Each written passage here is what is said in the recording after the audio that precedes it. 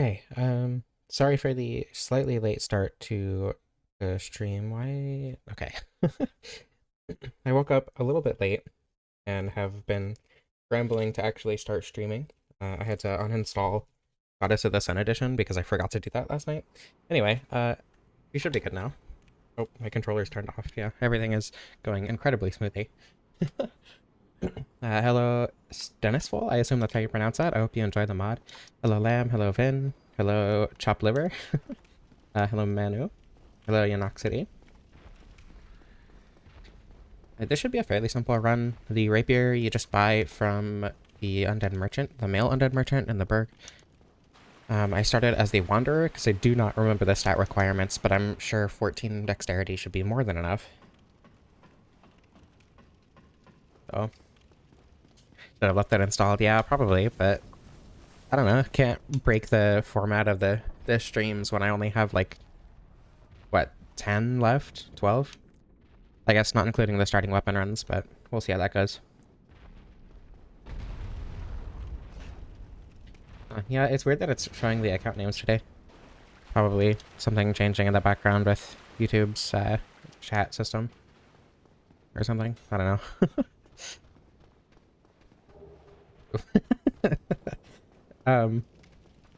I saw the trailer and I have completely disengaged with everything even remotely having to do with Night Rain on the internet because I want to experience everything else in the DLC firsthand.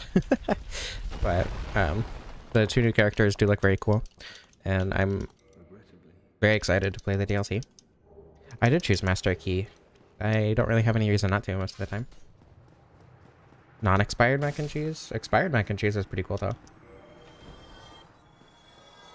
Well, okay, that's the thing, right? The S-Stock and the Rapier, the main difference between them is the range. As far as I know, the Rapier is actually faster and has higher DPS, but the S-Stock does higher damage on individual hits and is longer. At least according to a Fextra Life wiki post that I saw. So, from my understanding, they're actually fairly similar in effectiveness. I don't have music turned on because I was recording stuff. Yeah, I don't know. I remember the S-Stock being fairly underwhelming, all things considered. I'm hoping the Rapier doesn't end up being the same.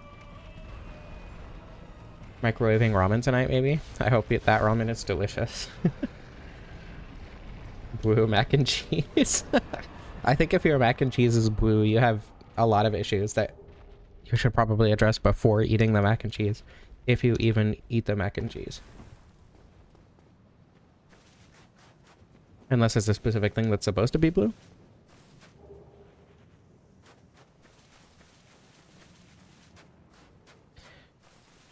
Me very much looking at the game.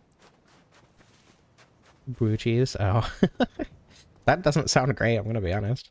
What Souls character can cook? Laurentius immediately comes to mind. And this is gonna sound like a stereotype. I swear it's just the vibes, but either only Gwendolyn or only the Dark Moon Knightess can cook. Not both of them. If one of them can, the other cannot.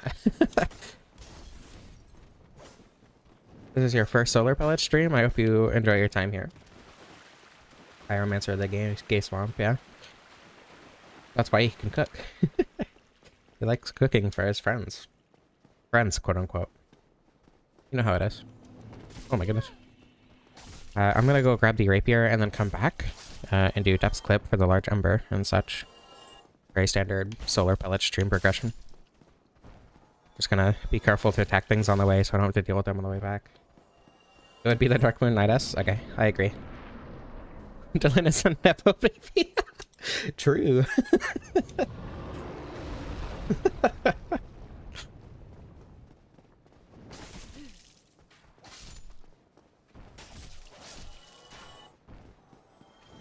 Oh my goodness.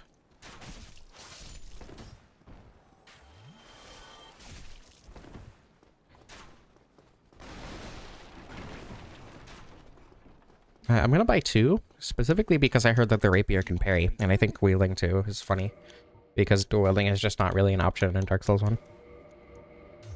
Thank you, kind. Zero cook. Yeah. Oh, it does parry. I have no idea what the timing is on it, though. Never tried it. I've never actually successfully parried with anything other than, like, the parrying dagger and shields and bare hand.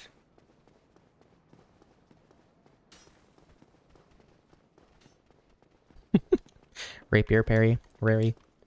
I agree. I might be slightly dysfunctional for the first bit of the stream because I woke up super late. So I had caffeine way later than I normally do. But hopefully it's not too detrimental. Had to leave to watch the Night Rain DLC trailer. I hope you are... Or I hope you enjoyed what you saw. Hey, first try? Oh my god. Never mind. Dysfunctional. I hardly know her.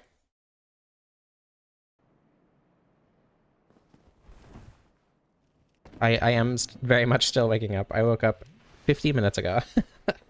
And then I realized, oh wait, I have to stream today. I should probably get up.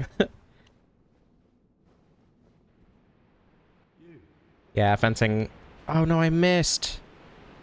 How do I get in from here? Can I get in from here?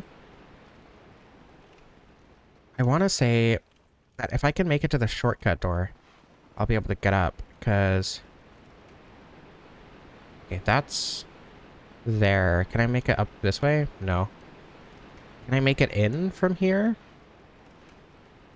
No. This is so sad. Oh. Wait, what? Okay, is there another way in that anyone knows of? Because I do not know this skip well enough to be able to... Like, if I can make it to the shortcut door, I know I can get in from there, but... Sequence breaking, indeed. Extremely rare on the solar pellet streams. Okay, I have an idea. Don't mind the complete silence from the game. That is extremely normal. Well, look at that. It works. That's crazy.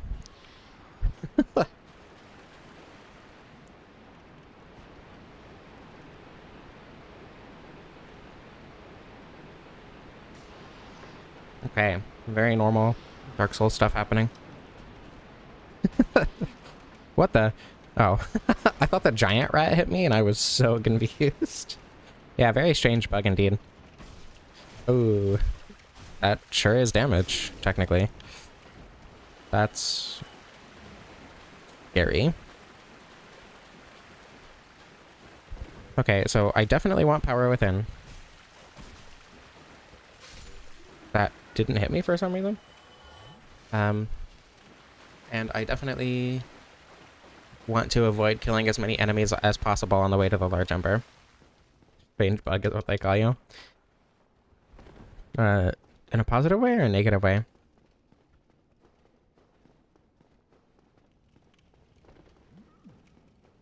Let's see. Oh, right, it has good crit damage though, right? I think I read that on a forum. Okay, well, I probably shouldn't try to check in the middle of fighting an enemy. But I'm going to anyway. Yeah, 110. Okay. The Velcro on my brace is not functioning, and I don't know why. I need to get a new brace.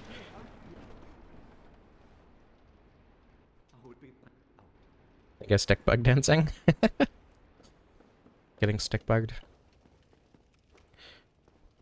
I haven't seen that in, like, any of those in forever. What the? Why do you have infinite poise? Jesus. Hyper armor on a naked hollow.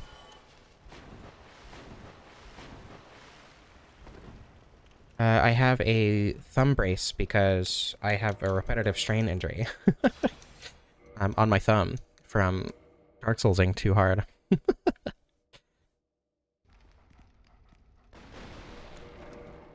Okay.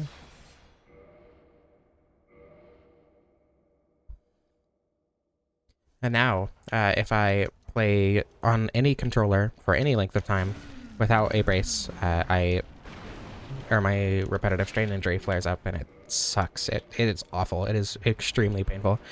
And I just like can't do anything with my hand for a week. What am I doing? I don't need to kill this guy. Yeah, I mean, it was, I can talk, I swear. It was probably Tetris that caused it, if I'm being honest. Because I was playing on an Xbox controller that was too big for my hands. And because of the way my thumb had to move when I was playing Tetris on D-pad, that's probably what caused the issue, mostly. But Dark Souls-itis.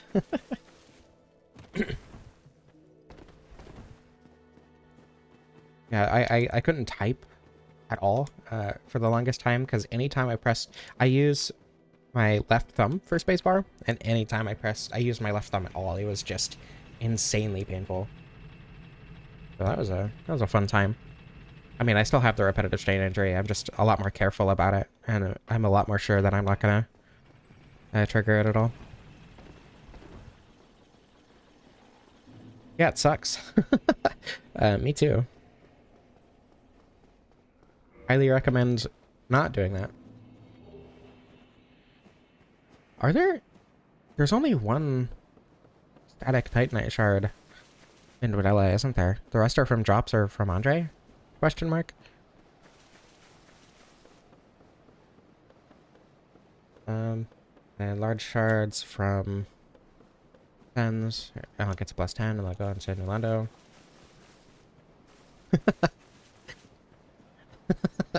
That's not what I meant, cinema roll, but yeah, we'll go with that too. That works. I'm bad at Dark Souls. Definitely, no other reason. No other thing that could be alluded to via that wording. Oh my goodness.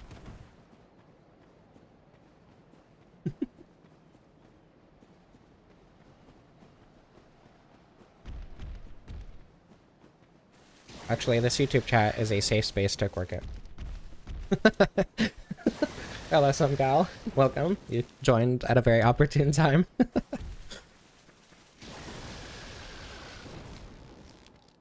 I hope I get chunks from the crystal lizards. That would be ideal.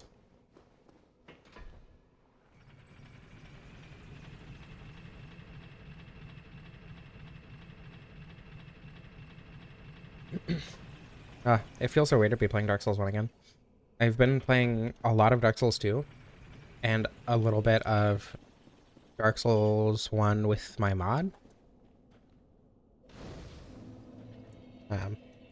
I've beaten Dark Souls 2 like 3 or 4 times in the past couple of weeks, and I was playing it for a few hours yesterday as well. So I'm very Dark Souls 2 brain right now.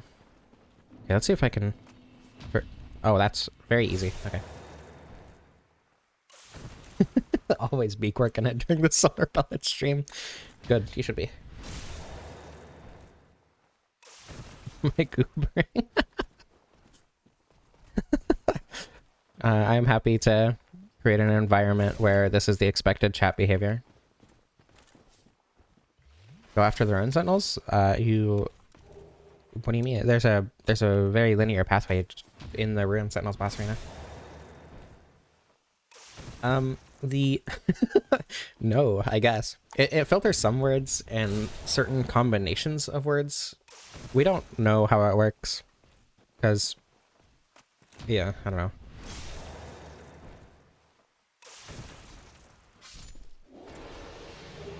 Black Knight Halberd. Okay. No more Rapier. Build the Belfry Gargoyles. The Belfry Gargoyles are optional. There's a different pathway in the room with the Servant Quarters bonfire. Yeah, if it doesn't appear on... Oh wait, I need to go this way first.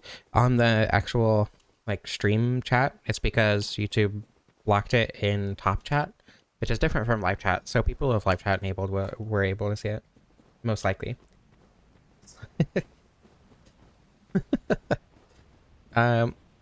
Okay. Arachnid, we just need to remember that Sunlight Maggot is only there as a stand-in because YouTube probably wouldn't like it if I said the F slur. My name.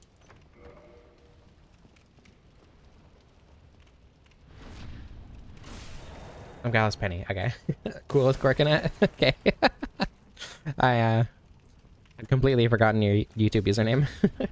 Dark Souls 2, but it's Dark Souls 1. That's just my mod, basically.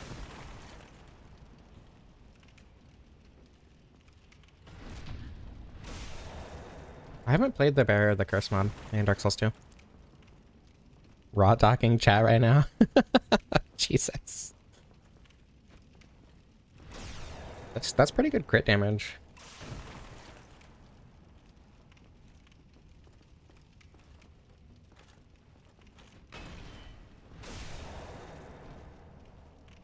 Bundling my sticks right now, as I always do.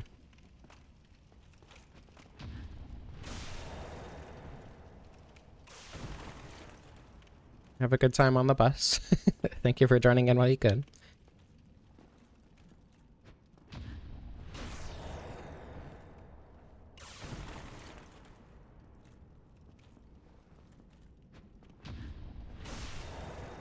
Honestly, vanilla Dark Souls 2 is... Or not vanilla. Scholar Dark Souls 2. Vanilla Dark Souls 2 Scholar, the first in edition, is probably... I don't know. I have a hard time saying this because Dark Souls 1 is my favorite, but only because of autism. It, like, perfectly scratches the autism part of my brain that likes Dark Souls. But in terms of, like, overall mechanics and level design and everything else, Dark Souls 2 is just kind of better. I did backstab you in your absence. Multiple times. I made sure to do it every stream. And I actually had a really, really smooth time doing it. It was either last stream or the stream before. So. The universe punished your gluttony. I mean, that's kind of messed up with the universe. Gluttony is cool. As long as you're not, like, unhealthy or hurting anyone else. I guess that's kind of the definition of gluttony, though, right?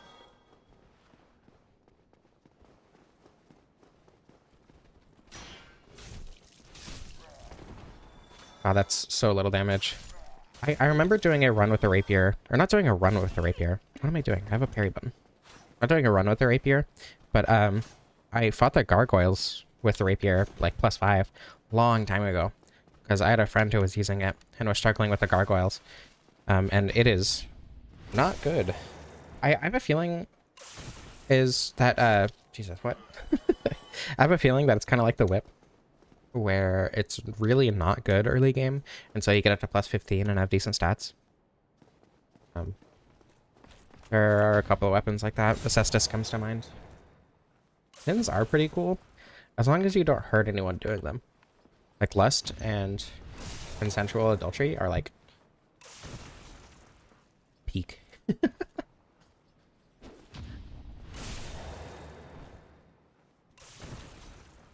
BK do sins, indeed. Almost instinctually went and picked up the blue tearstone ring because I've been grabbing the green tearstone ring every time I've been playing my mod because I've been recording it so I can like go off the change.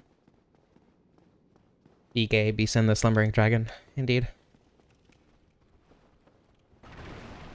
That way, is that why he's called Sin? Because he's gay? I like that headcanon.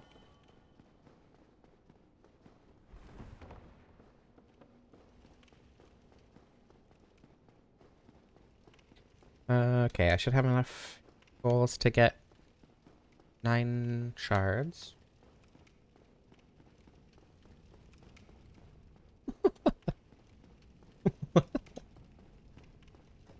Hold on, I'm being accused of things.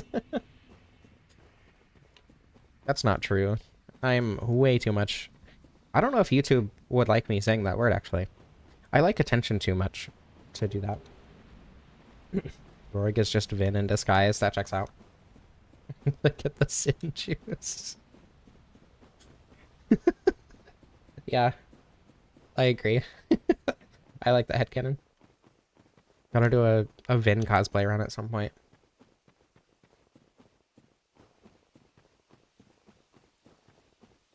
What's the R2? Okay, it's just a really far forward thrust. Oh, I should get the Leo ring. No. I don't want to fight Super Ornstein. I should put on the grass crest shield though. Blood shard. That's fine too, I guess. Oh, but that kind of ruins the point of having two rapiers. Okay, never mind. No grass crest shield. Superstein. That. There's a joke there that I don't know. I can't find the joke itself. So.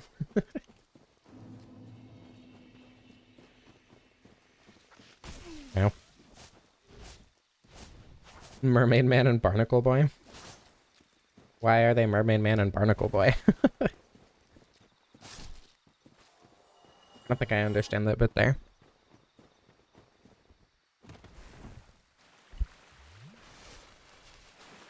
I need to get the Night Shard from the guy. Shape and Bowers. Mo can talk to fish. And Ornstein can swim. I don't remember. I don't remember what they do. I know they can breathe underwater because the starfish on their faces. Oh, you know, Barnacle Boy inhaled barnacles. I don't know. I don't remember SpongeBob lore. True. His toothpick is perfectly fine, Eth. He has nothing to worry about. Just because it's a little bit low in damage doesn't mean there's anything wrong with him. And the stream was only 3 hours, so... Okay.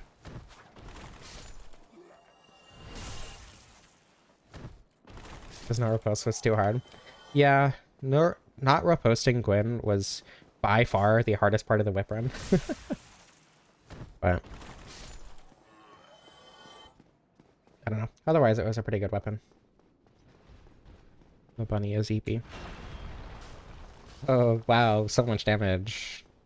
Yay.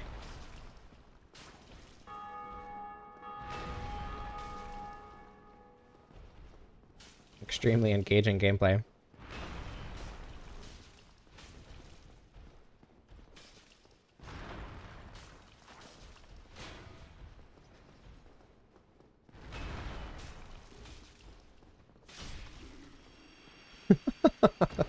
There we go. Really brings a tear to your eye, yeah. You're from boredom. EP seal. I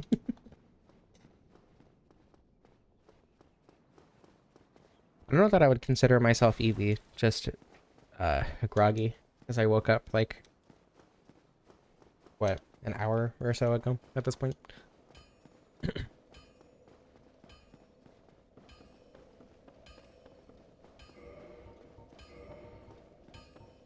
That should be 8k. And hopefully enough to at least get to +5. And then I can do... Send skip. Yeah. Purchase. 8 of those.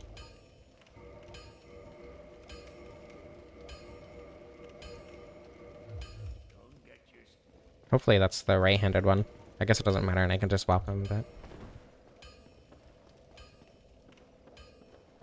Called the guy Mr. S-Talk. Truly. No, I just forgot to set an alarm.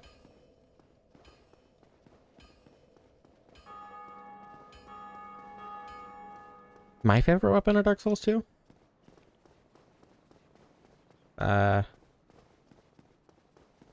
Oh wait, I need a rest. Bleh. I definitely should have gotten up earlier. Let's just say the caffeine hasn't kicked in yet. That's the issue.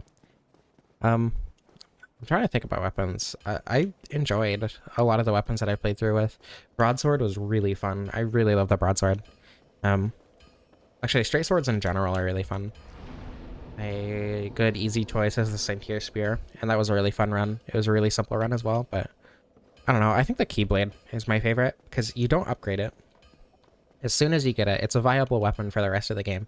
And because you basically have to use counter hits, especially on a non-thrusting weapon, it's just a very unique playstyle. Like, getting those counter hits gets you good damage. And so you're basically forced to get those counter hits. But there's not really many other thrusting weapons that both have good counter damage and don't have good damage otherwise. So it's really fun to just be forced to get those counter hits. So, yeah, the key to the embedded, which is such a underwhelming, or such an underutilized weapon, in my opinion. I know that, like, speedrunners used it for a while, but, or still do probably, but I've never seen anyone casually use it, aside from myself and then one other guy on YouTube who didn't even do most of the bosses, or who, I don't remember the way they did it, but they did it in a way that was very confusing to me and wasn't really conducive to a proper new game playthrough with the Keyblade, which is why I did the run that I did with it. Excuse me. Oh my god, this is tragic. Help. Okay, I have an idea.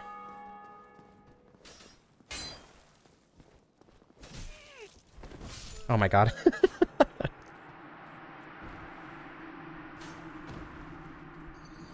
You need the Ring of Life? Just don't die. I'm soft.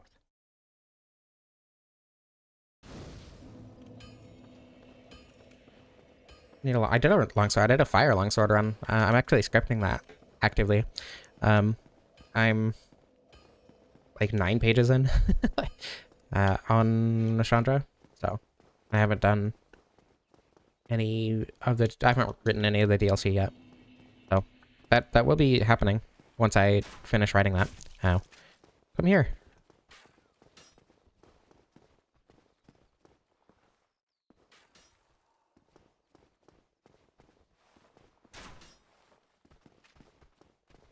Oh yeah, Trouble 6, he said something about the S-Stock being just a better Rapier. No. There are pretty intense differences that make that just not the case. Oh my god. Turn around, please. Oh my god. Okay, there we go.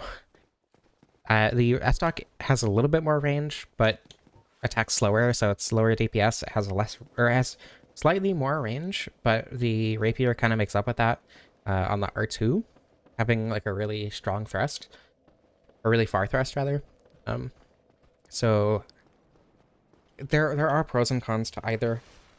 In terms of, I don't think the range on the S-Stock is that important. The sweeping attack on the R2 is nice, but having the range on the R2 is also nice.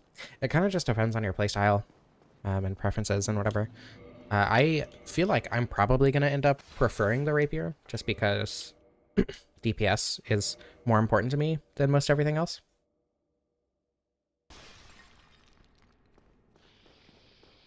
But we'll see how that ends up going. There's a frame difference? I don't know how much the difference is. If it is only 1 frame, then that's less considerable than I would have thought, but I don't know. More DPS, more gooder, right?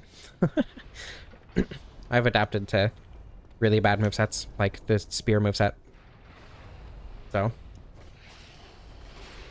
I don't think the slight range difference is that big of a deal for me personally. Oh, I stood in completely the wrong spot. My brain just shut off. I know what I'm doing, I swear.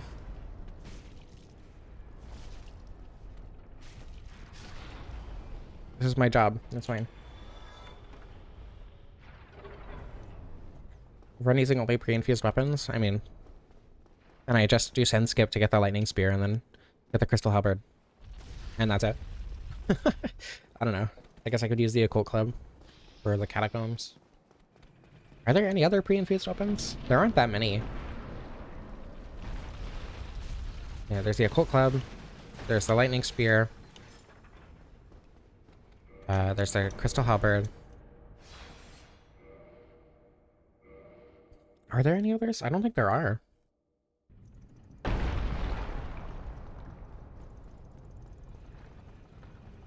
Not off the top of my head anyway. Oh, there's the Falchion, actually, in the Duke's Archives. The Enchanted Falchion. Which is weird, right? Why isn't it a magic Falchion? Because Enchanted is like the second one. I don't know. There's a reason I made Goddess of the Sun edition, I guess. Do Goddess of the Sun edition with only pre-infused weapons, except I only use the Fire Longsword.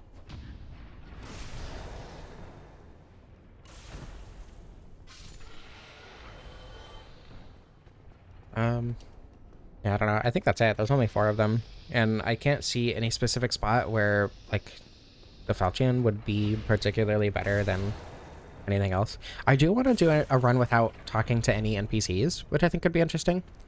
And I feel like those could be useful there. I don't know.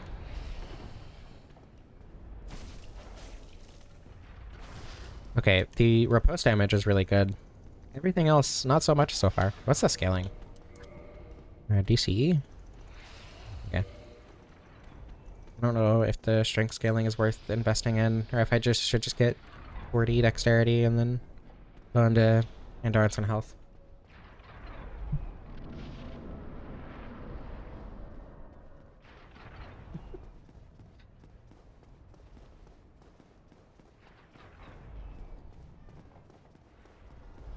Need to buy a large card. Might as well get that cage key while I'm at it as well. Hopefully, once I get to plus 15, the scaling will be good enough to make the damage reasonable on this thing. Maybe maybe I should go 40 dexterity, 50 faith, right? I don't know. I think lightning weapon will be useful, but not necessarily, or sunlight blade will be useful, but not required strictly. I never use magic or crystal magic weapon just because it's so much more tedious to get than the other weapon buffs. And if I really wanted to do magic damage, I could just use Dark Moonblade, which is better than crystal magic weapon anyway, if you use the rain. If you actually upgrade the Covenant a little bit. So, crystal magic weapon is just such an underwhelming weapon buff. We are not sleeping. Sleeping is good for you though. I don't know. A lot of people fall asleep to my streams specifically. I would recommend sleeping at some point at least.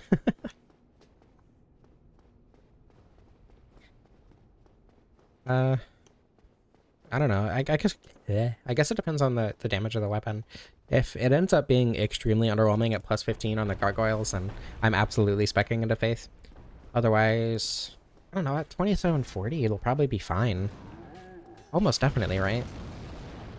I'll figure it out. It'll be fine. Okay, dark time.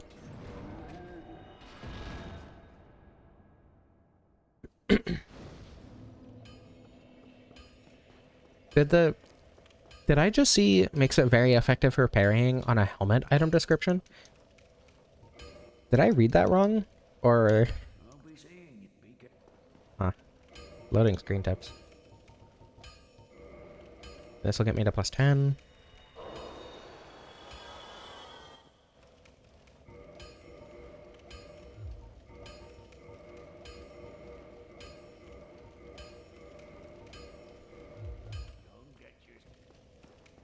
And I can actually get a couple levels now. That's crazy.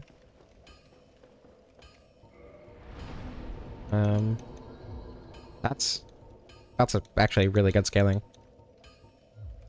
I think I'm gonna go 20/20 and then 40 dexterity. Yeah, that's probably the best way to do it. Well, especially if you have something to do tomorrow. The Katarina helmet. That said it was great for parrying. Is that supposed to be there? Is that like the actual item description? Or did I mess something up when I was uninstalling Goddess of the Sun edition?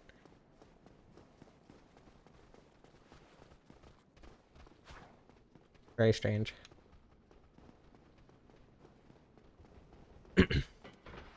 Okay, New Londo.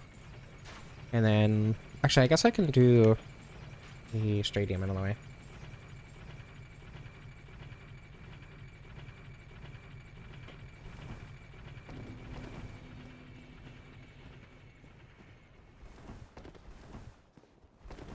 See, I never went to college because I play video games. Imagine having a life. Couldn't be me. But it's Masterly Forged curved design. Wait. Oh, right, like deflecting blows. That's such a weird word to use for that. I don't think I've seen someone use that word like that. Does Snuggly have a trade for chunks? I don't think so, right? I feel like I would have used that a lot. Either that or it's just a trade that's really not worth it. Because I know that Pickle Pea has a trade for chunks. And I'm pretty sure Dinah and Tilo can give you chunks for Moonstones within Silky. I'm pretty sure that Snuggly does not have one.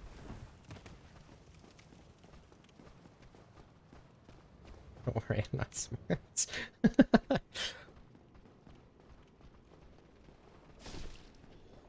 Good job, Alyssa. It's a good bit. I like that. Funny.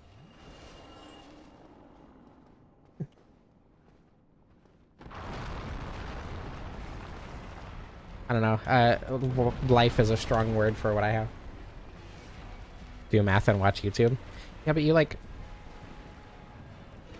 go places and do things. My exercise for the week is walking to the Target CVS to pick up my estrogen prescription. Does Rubbish give a chunk? I thought Rubbish gave something else. Oh, the running attack! Oh my god. Do not go places or do things. You go to college and do math. It's more than I do. Oh yeah, we'll get pizza. And I'll carry pizza while riding a bike like Spider-Man.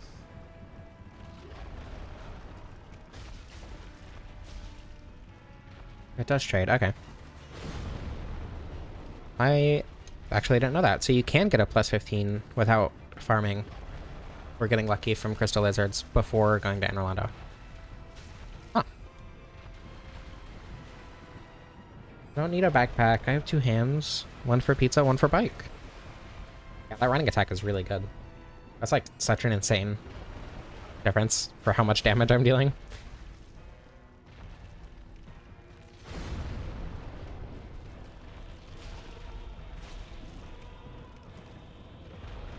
I talk to people, but only over the internet, and only people who choose to listen to me talk. I don't go out of my way to talk to people, but people go out of their way to either talk to me or listen to me talk for some reason.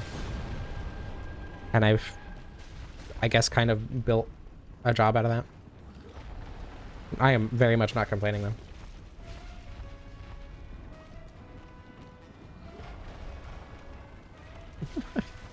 I do my best, Alyssa. I appreciate that.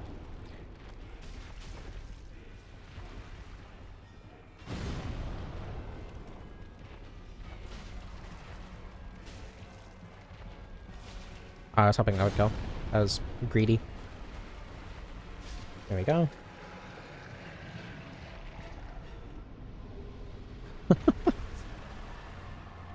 We are very opposite then in that way.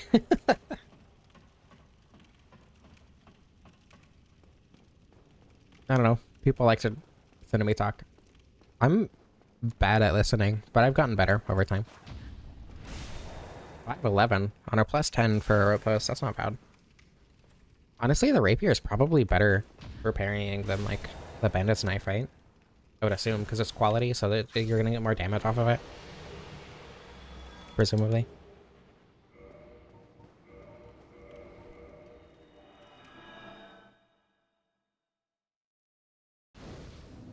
Okay.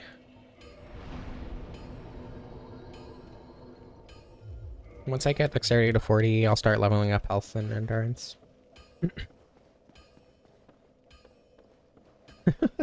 Yeah, but I don't get why. I just play Dark Souls. That's like my whole personality. That's a bit. Don't worry. Good opinions on games. Well, okay.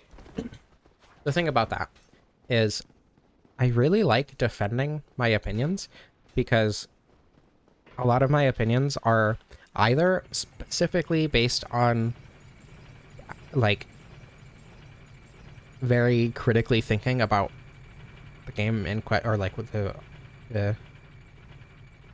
the opinion piece in question, or they are very based on like as positive of an outlook as I can construct.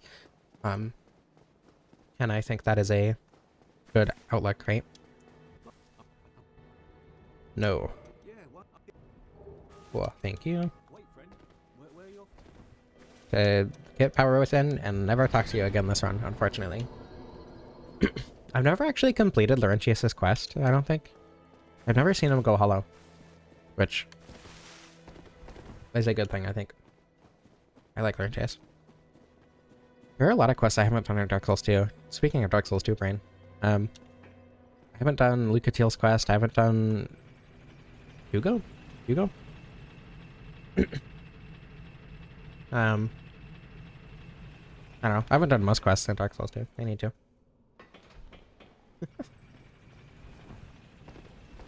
I've heard that Lucatiel is really cool. I would be nice to someone named Laurentius. I love Laurentius. I just...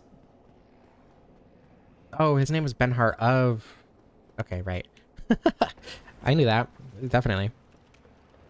Anyway, Laurentius is cool. I love Laurentius. I just can't be nice to him because then he'll go hollow. Laurentius is like one of the best characters in Dark Souls 1. That gets me thinking about the conversation that was had on a stream a long while ago about who the Dark Souls dream rotation would be. Or if you could smoke a blunt with any character in Dark Souls, who would it be? And a lot of people said Laurentius because he's cool. But my choice was the Rat King, because I think it'd be really cool to talk to, you know, a leader of a very marginalized people and see their view on humanity and the world and everything and how it differs from our basic conception, you know? As much as I love Laurentius.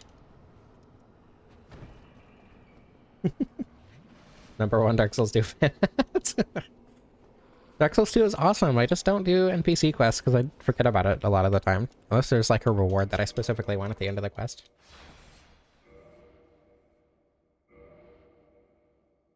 I hope you enjoy your first stream here, Dave Helios. Chances are by the time we get to the Duke's Archives, the conversation topics will have shifted dramatically. Until then,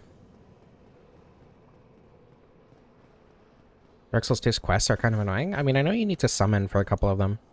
Like Lucatiel, I'm pretty sure you need to summon for a couple bosses. But I don't think that makes them annoying. I think it just makes it kind of a unique playthrough, right? Can you get Lucatiel's greatsword without killing her? I think Lucatiel... I want to use that sword at some point. The greatsword of Marah or whatever. I mean, I want to use every weapon eventually, like I'm doing with this game. And I have like 20-something left. You can get to the end of Lucatiel's quest without summoning. It's just sad. Spirit summons screw you up? I hate playing Elden Ring without spirit summons. Oh wait, I need to kill him, I forgot. I adore Dark Souls 2. Dark Souls 2 is so good. The DLC bosses are super fun. The routing to build your build is super fun. All the possible options to get through the game. I'm doing a warp sword playthrough because I've heard it was really good and I hadn't used it before.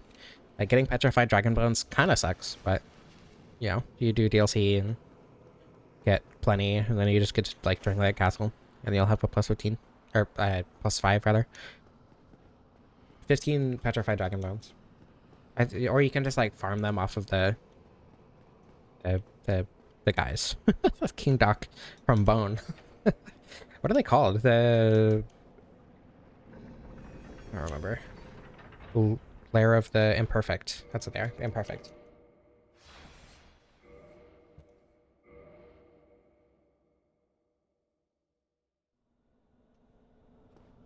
What annoys you about Dark Souls 2? Personally, I know a lot of the things that annoy most people are things that I like most about Dark Souls 2.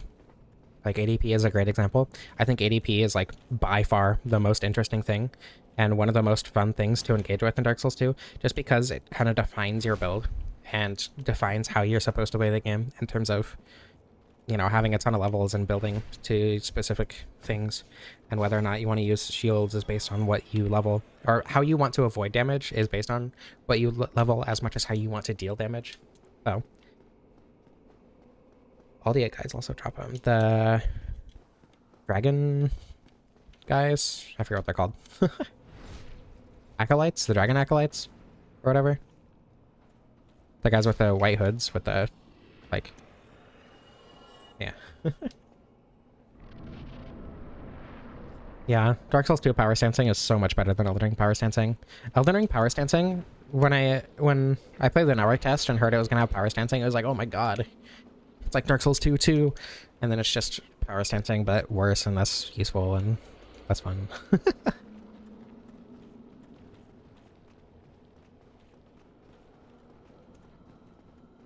See, Penny, that's exactly why I like it, because it gives me opportunities to play in different ways. That's why I do challenge runs, like, right?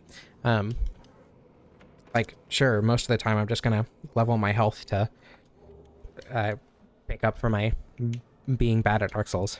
But also, sometimes I like to not level my health and then actually have to try for a little bit, or replace all the enemies with bone wheels, so I'm forced to engage with this tiny part of the game that no one ever engages with and that I'm not very proficient at engaging with, right?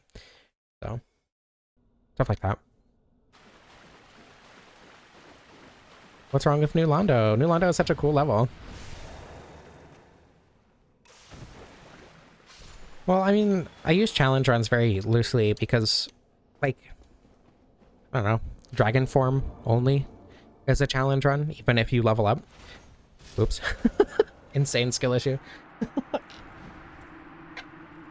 New Londo is awesome, true.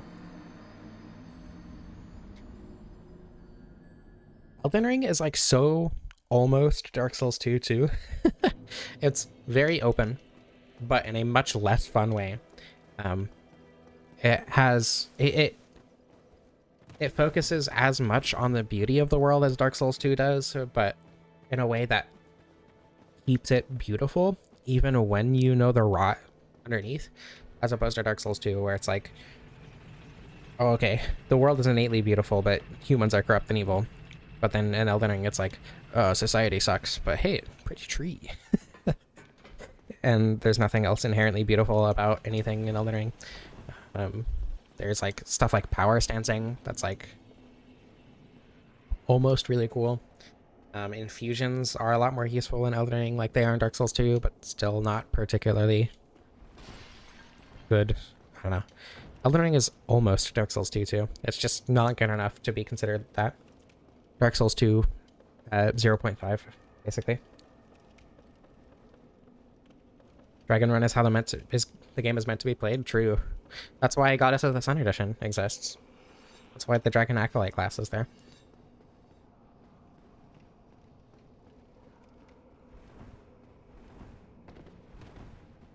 Yeah, it is a pretty tree, but that's kind of all there is to it.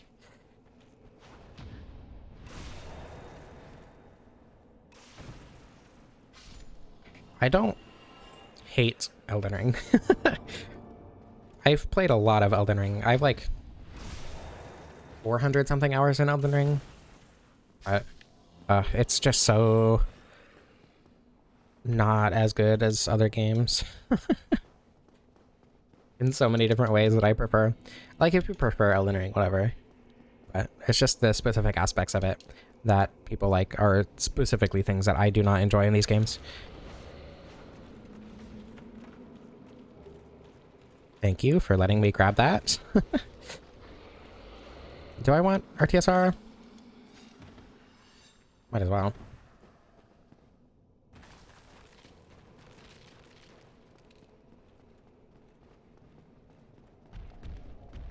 I've done a lot of Elden Ring playthroughs.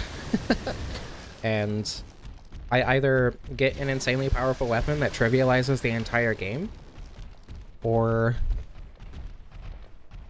I have not very much fun and end up using spirit summons at like the mountaintops. I don't have a bone. This is so sad. Okay.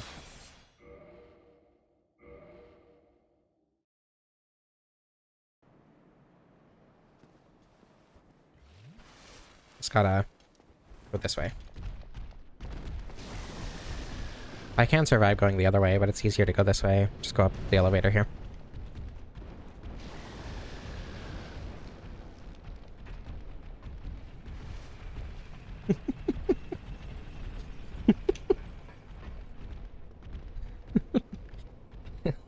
I think we were just given a hint as to the Pasaka's identity.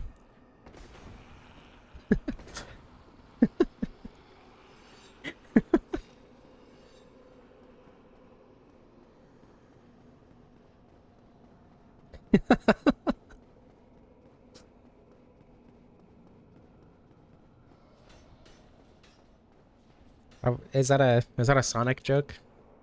VR Snowstar? Because if it is, I unironically adore Sonic 4 Episode 1, despite that very complaint.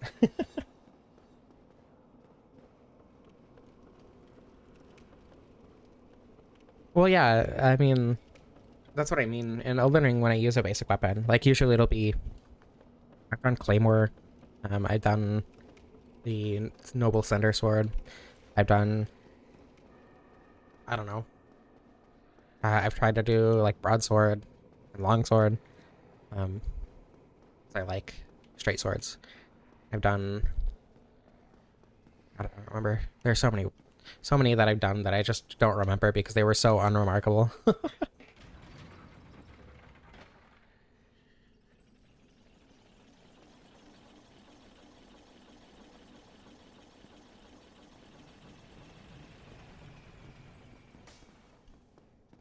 That's a very funny animation, but not from the back. Psycho Mantis. I see you like Spyro the Dragon.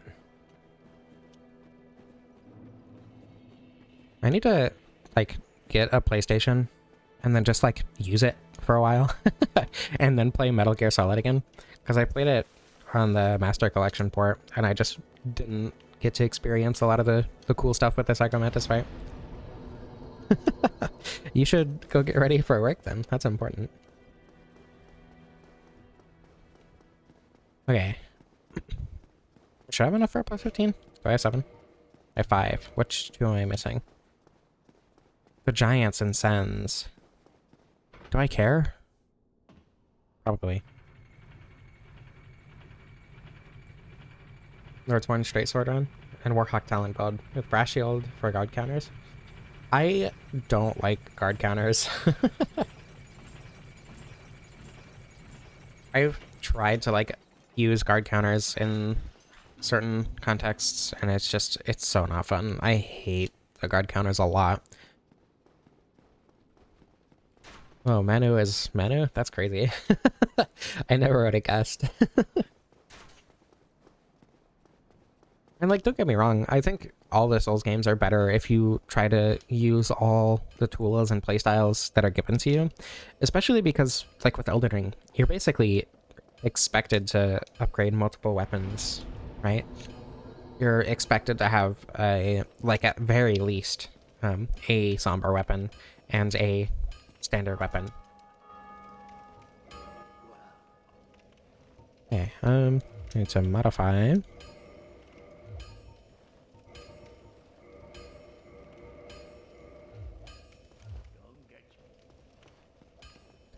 Care enough to go kill the giants right now? Not really. I probably should. But I'm not gonna. You're not supposed to need multiple weapons, but it's more fun to use multiple weapons. The game is explicitly and very clearly set up for you to be upgrading multiple weapons at one time. And to switch between them when it would be more effective to use the other one. I tried to use the golden halberd, but I hated it. The Golden Halberd was one of the first weapons that was like, oh, okay, early game mini boss that you can fight early to get a cool weapon. And then I used the weapon, it did like 2 damage, and so go, okay, never mind.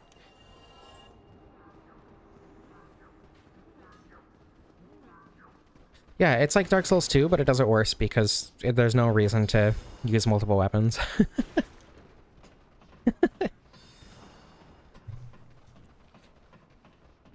Like with Dark Souls 2, it bombards you with tons of upgrade material constantly.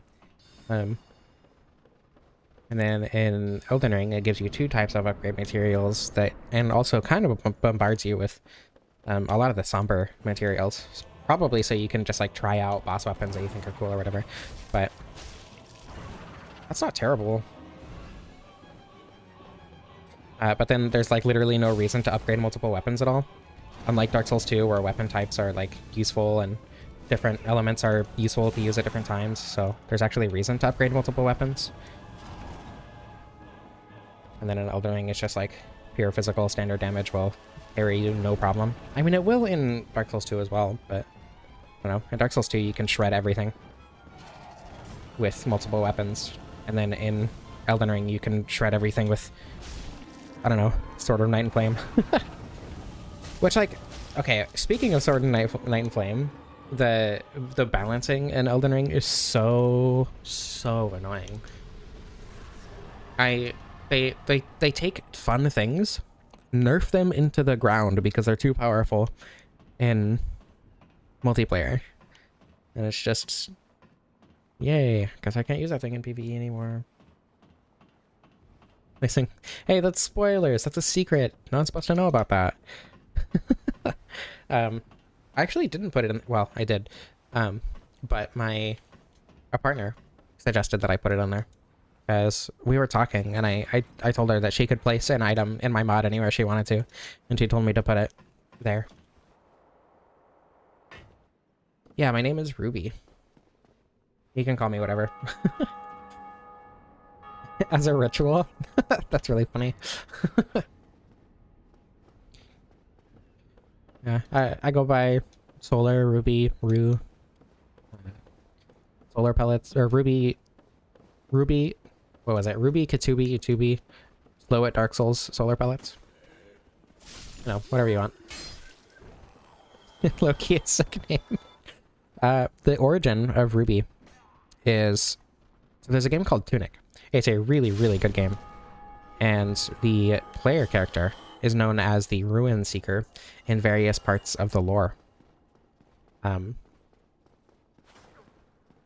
And somebody in the Tunic like community Discord server called them Rue, and I thought that was a really cute name, and then I stole it.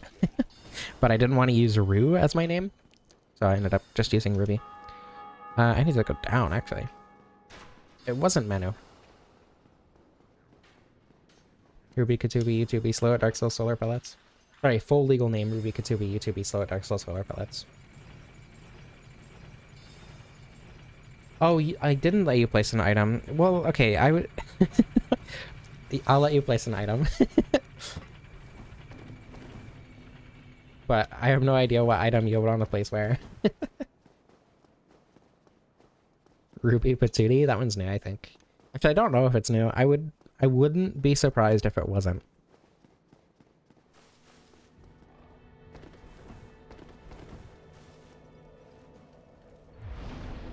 A dog named Ruby. Must have been a very cute dog. It's not new? Okay. Rapier has a special kick attack, right? Yeah, okay. Yeah, okay, that's what I figured. I have bad memory. It's Ruby Katubi, because my second channel is Rukatu, which actually came from my middle name being Cat, which it isn't anymore. I changed it to Magnolia because I thought it sounded prettier, but at first my middle name was Cat because Gravity Rush Cat is like one of my favorite characters of all time.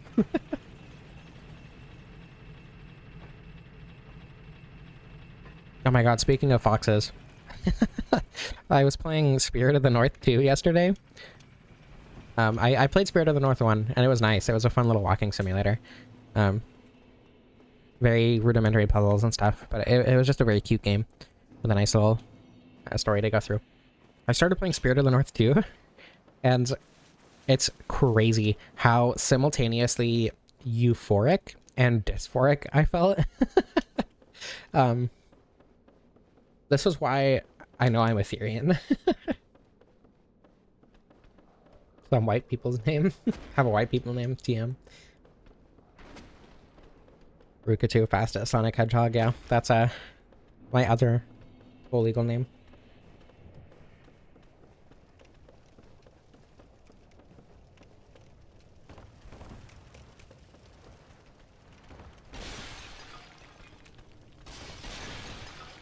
Actually, speaking of Spirit of the North 2, I will probably be playing that all day after this stream. I really enjoyed the 15-ish minutes that I played last night, and then decided to stop before I could not stop playing for the rest of the night. And just straight up didn't wake up for the stream instead of waking up late for the stream.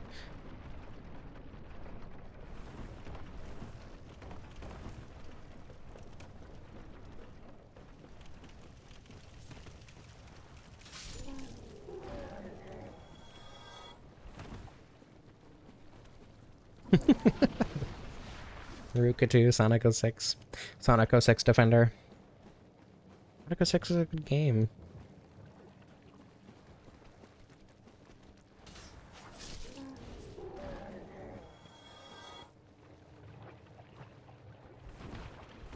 That was scary.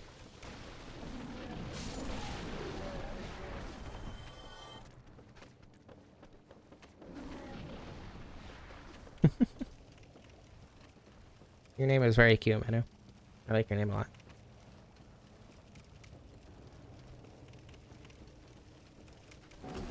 lot. It's unspoken here. However, I think it's Rule 6 in the Discord also applies to the YouTube chat.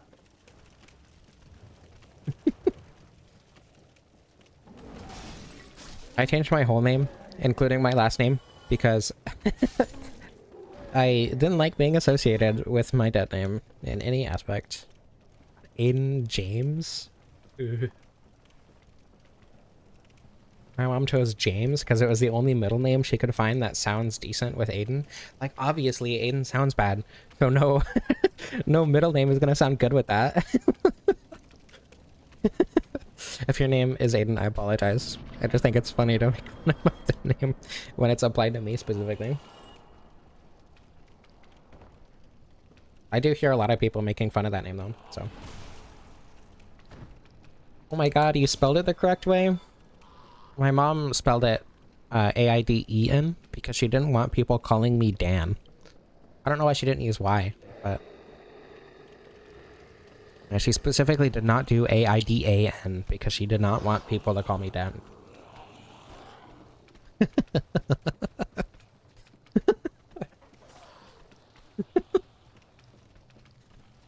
Yeah. I mean, technically, I was plural the whole time, I just didn't know it, so... The name being plural kind of makes sense.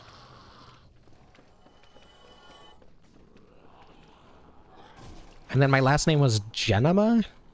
I'm like 99% sure I was the only Aiden Genema in existence. Like Genema? The amount of times I got called Enema in high school. Oh my goodness. Whoa, hi.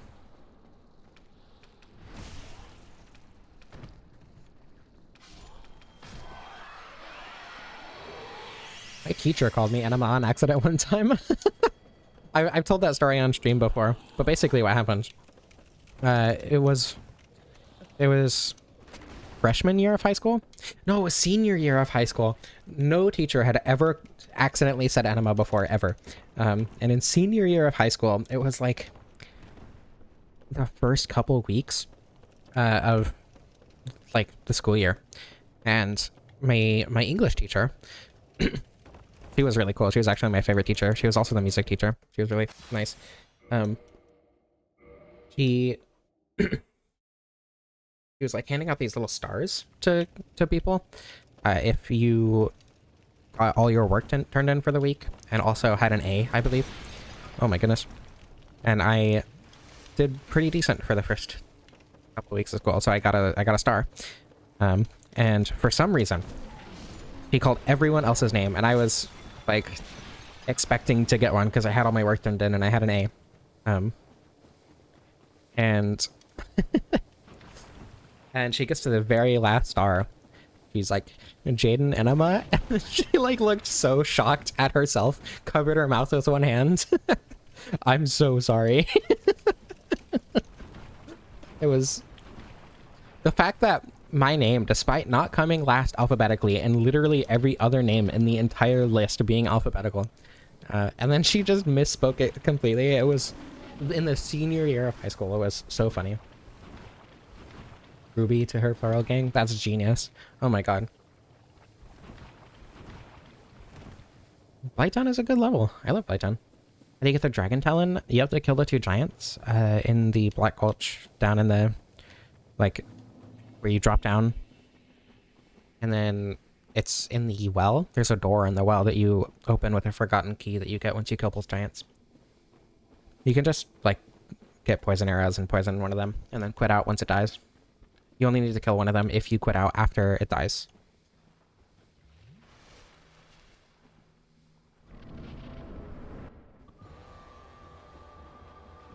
Okay.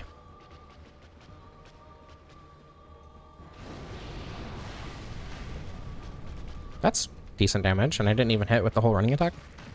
Yeah, that's not bad at all.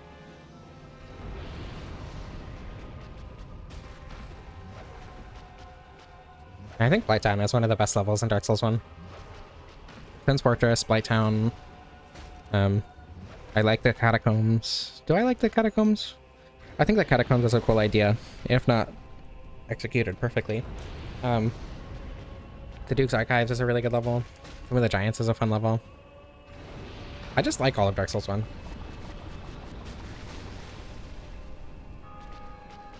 Oh, that's an explosion. I might die.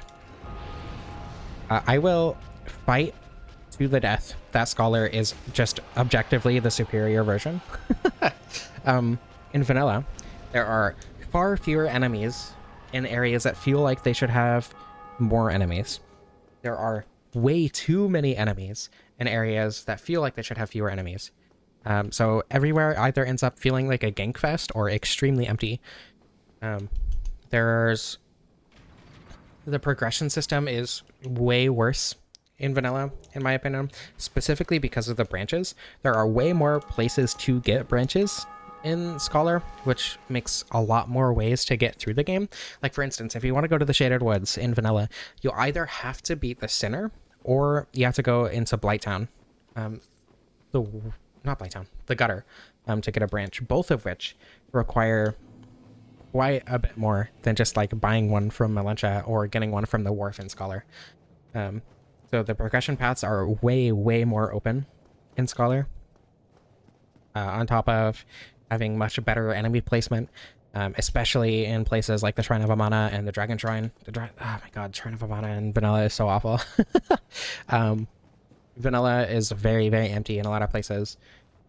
Something like, there are changes that I like, or the changes that Scholar made that I didn't like, such as moving the Haydenite from the Forest of Fallen Giants into the Bastille, so you can't like get a guaranteed sword, Hayden sword, at the beginning of the game, but you can also just farm for one, so I don't think it makes that much of a difference.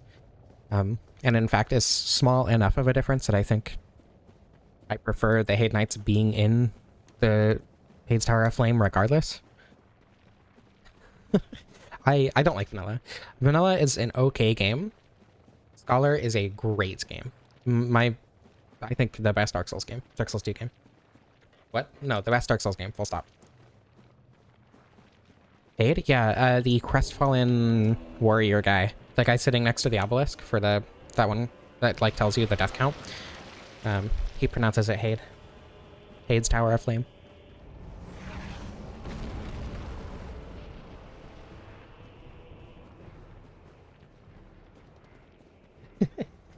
Like, vanilla has its upsides in terms of being a little bit easier early game, but it also doesn't really effectively teach you how to play the game like Scholar does.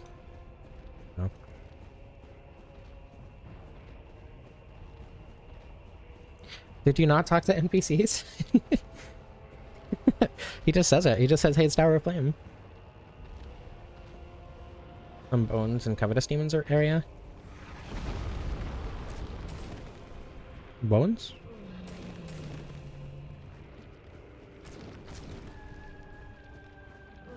Oh, right. Is the fragrant branch in that area? Harvest Valley in vanilla?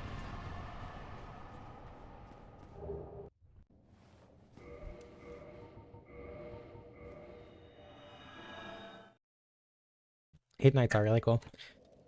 I used the Hate Knight sword in my vanilla playthrough the other day.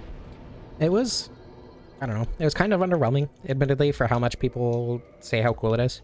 But it was a fun weapon. It's just like a kind of basic straight sword. I prefer the fire longsword, but the Hate Knight sword having lightning is probably a bigger boon, even if you can't use pine resins on it for early game. I don't know, damage-wise, it's not super great, but it is a fun weapon, and I like it. I'm excited to start streaming Dark Souls 2.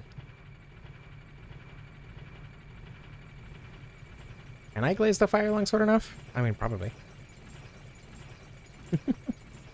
That was exactly the intention, Hopgrid Tree. I'm glad that that is coming through, and encouraging you as much as I wanted it to. I haven't used katanas in Dark Souls 2, but I have done full dexterity builds. I don't know. The key to the embedded is dexterity scaling, but it does have like a 15 strength requirement. I would consider that a dexterity build, but I don't know. I haven't used like... I've used like the Rapier or whatever too, but... Scimitar with resins is still a good way to play through the mod. The fact that you even feel encouraged to use resins in the first place is very good. Okay, gotta kill the giants, and then come back down, get a plus 15, and then we can just go through the rest of the game, I guess. I also don't touch magic weapon, unless you mean magic-infused weapons, in which case I still don't touch them, but I'm glad my mod is making you touch them. The only reason I would ever use the magic infusion, or magic weapon buffs in Dark Souls 1 is for very, very early game. And then after that, Crystal Magic Weapon is just kind of worse than Dark Moon Blade and Sunlight Blade.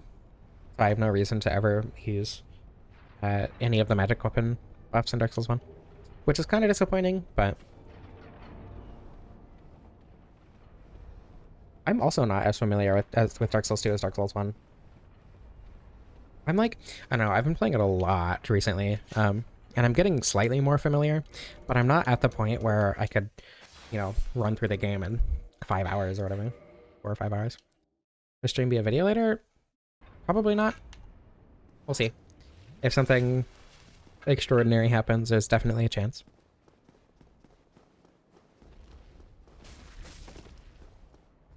Huh. Almost 500 damage. Oh, and the counter hits! The running attack doing counter damage. That's huge.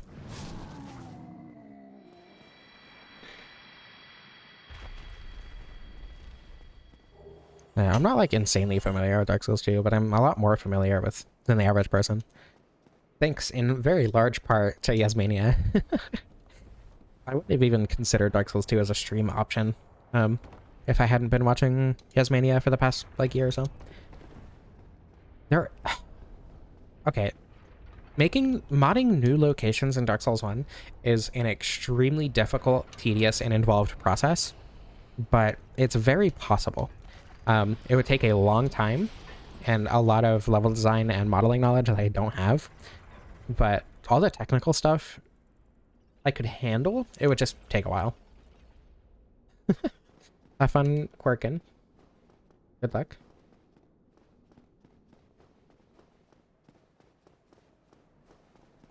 I did reach out to him about collaborating, and he never responded to my email, which is like, whatever. I said if he was interested to let me know, and I figured it was worth reaching out. But so for everyone who wanted a Solar Pellets Yasmania collab, don't hold your breath. But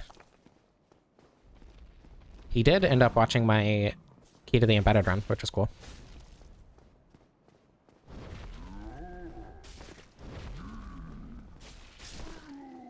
I think I have his comment pinned on that run.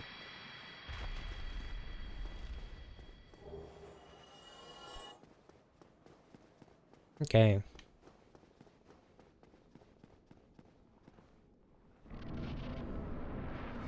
I probably should have gone down and caught a plus 15. I guess I can just go to the giant blacksmith, actually. Yeah, I'm gonna do that. Yeah, I'm like half decent at modeling. I'm just really slow at it. But I'm also terrible at level design. What? Why is he not staggered yet? There it is. I don't know if he's gonna fall. Yes. Oh. Remember that time he just landed on top of the invisible wall? That was funny.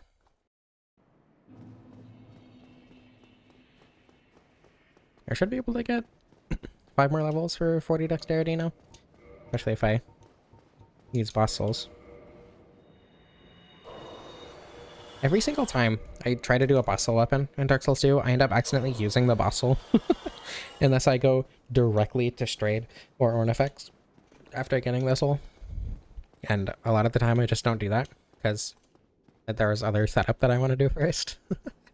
And I did that in my Warp Sword playthrough, and I had to fight the Flexile Sentry on New Game Plus, where it adds the 2 enemies.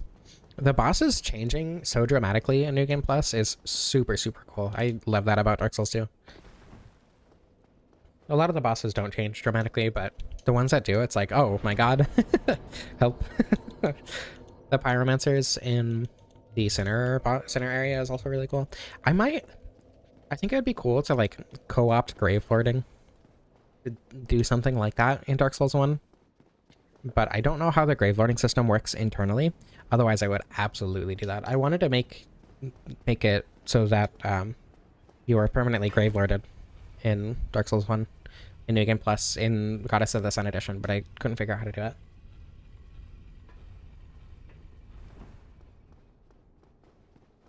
Yeah, Dark Souls 2 gives you a ton of levels, but I like skipping the setup because I think it's funny to be insanely overpowered super early. I also haven't done New Game Plus in Dark Souls 2. I've only used Ascetics. I want to do a full game New Game Plus run, but I just haven't gotten around to it.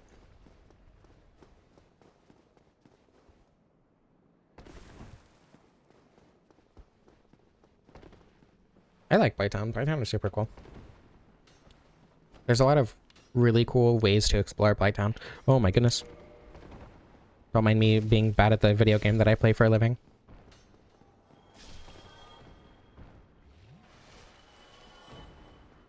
Yeah, I've used a lot of Ascetics, and I've gone through a lot of areas in New Game Plus, but never just done a full New Game Plus run. I gotta pee. I will be right back. This is a very precarious spot to stay, but it'll be okay.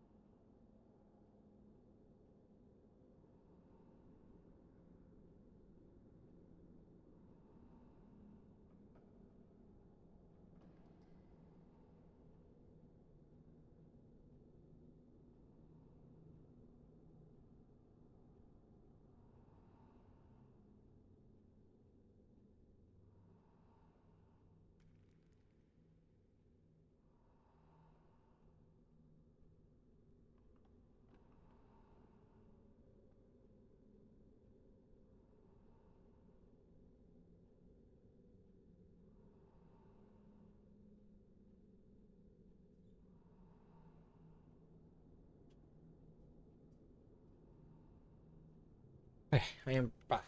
I am back. My throat is very normal today, I swear. Hey. Hello, Dewey. Welcome. Hope you enjoy your time here. Hopefully, I don't fall off the rafters. What was the last stream that I fell off the rafters on without, like, successfully quitting out?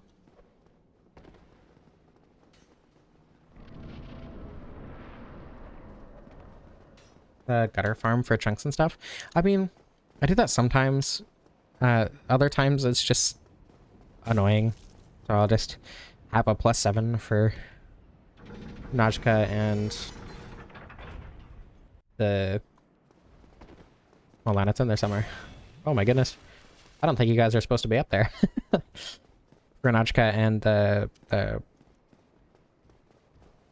troop. What are they called? Magus and Congregation. And then I'll just get a few chunks from there, because there are like, what, 6 or 7 chunks in that level?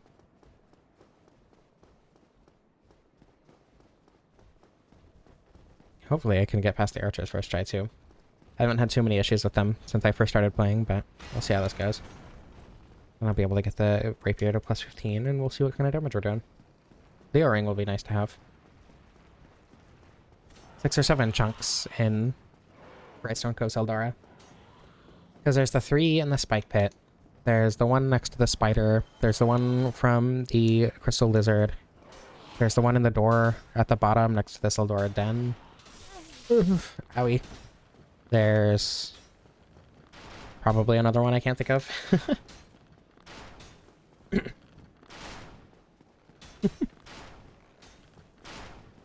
Oh, okay. So I held the B button slightly too long to roll.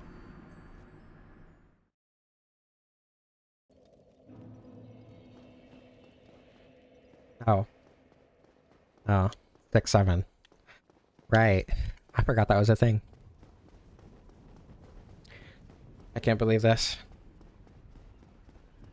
Gen Alpha brain rot in my Dark Souls chat.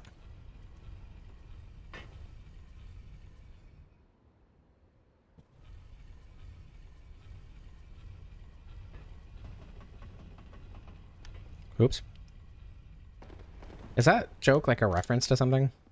Or is it like just a thing? Because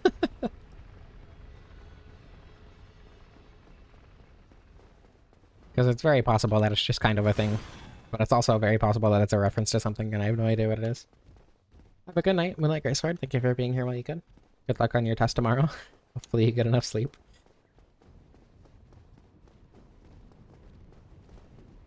Just a punchline and nothing else? Okay.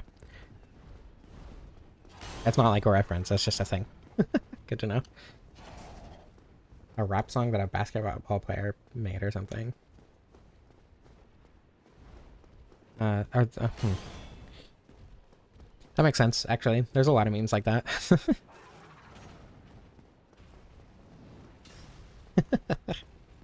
The characters that join the stream are really weird, in like a good way though, most of the time. Me. From edits of basketball clips? Huh.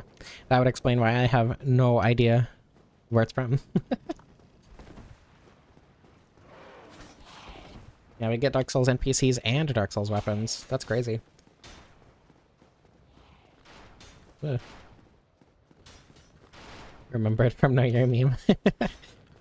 I have referred to Know Your Meme more times than I would like to admit as a 23-year-old. I like to think that I'm still in my meme prime, but you know.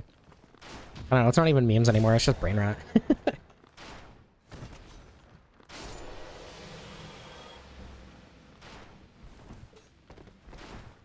Especially because I'm like chronically online.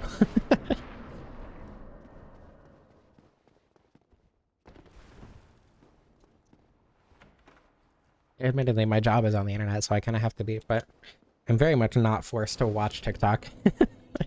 But I do anyway. There are a lot of really cool people on TikTok, though, to be fair. Like, there's someone named... I think his name is Oliver, but his TikTok is Olive Songs. And he writes a song every single day, and he's been doing it for almost 700 days now. So. You don't like Solva? What don't you like about it? I think it's just a really fun place to explore. It's really, I don't know, it's maze-like, right? And I think that's fun. The first part is very mazy with tons and tons of ways through it.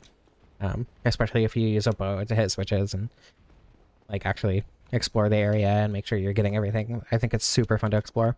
And then the inside the Dragon Temple is also like a gauntlet, right? And it's fairly difficult too, compared to base game Dark Souls 2. It's really hard. Yeah, I would say it's a lot harder than base game Dark Souls 2. And I think that makes it even more fun. Because you're just constantly on edge, not wanting to die. And I think that's super fun. And it's not really an experience that base Dark Souls 2 gives you very often. The UI sketches you out? The TikTok UI? Is it because of like algorithms and dopamine and all that?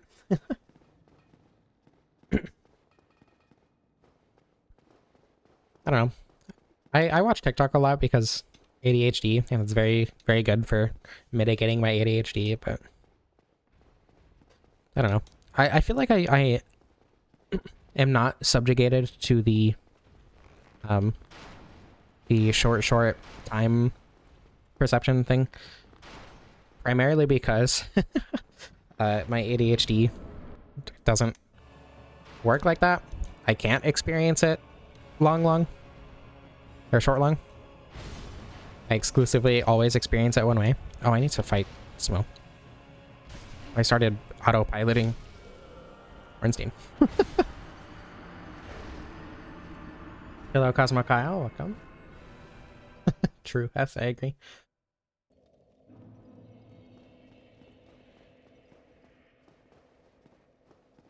Yeah, I do not blink at all. I pay a lot of attention to everything that I see on TikTok. I don't watch YouTube Shorts. I cannot stand YouTube Shorts. First of all, because there's no way to post or to Jesus brain. I read chat and everything just stopped working in my brain. There's no way to speed up individual videos. So if like something is annoying, you have to skip through it, which means you're probably gonna miss out on something important to the video, which is one thing that I very much like about TikTok, that you can speed up individual parts of videos. There's also just like the insane like UI difference between TikTok and YouTube. Oh my god, where TikTok is just better than YouTube Shorts in every single conceivable way. On top of way better algorithm that will always show you small creators on TikTok, as opposed to YouTube where you're only seeing shorts with millions of likes unless you're actively subscribed to someone or whatever. The YouTube Shorts algorithm is horrendous. I hate YouTube Shorts a lot. Oh my goodness, big damage. And like with TikTok, I'm also seeing a lot of really important like current events. Current events are very, very common to see on TikTok. I'm sure they are on YouTube Shorts to a degree, but most of my TikTok feed is news, right? Which I think is really cool that the algorithm encourages that. And not even like big media sources, just like individuals reporting on the news.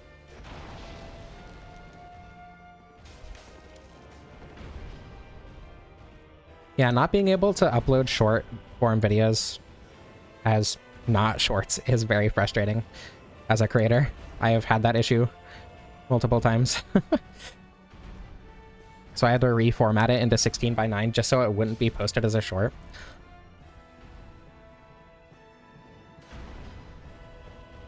Oh my god. This is such a good fight. Truly the best boss fight in Dark Souls 1. Clip slop, yeah. TikTok is, to a degree, a lot of clip slop. That's a good name for it. But there's also a lot of original content on TikTok, which I like a lot. A lot more than YouTube Shorts, for sure.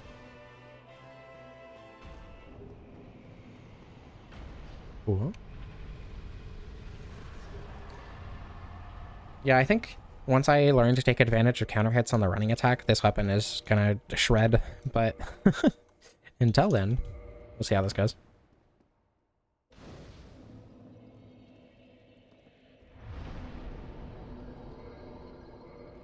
meant to put on Leo. I didn't pick up the Leo ring. I gotta go pick that up. If I missed it. It disappears when you rest. Oh my goodness. Okay, hold on. I can fix this. Items. Rings. Leo ring. Okay. My brain saw yellow ring and was like, yep, that's the one. Even though it's just completely the wrong color.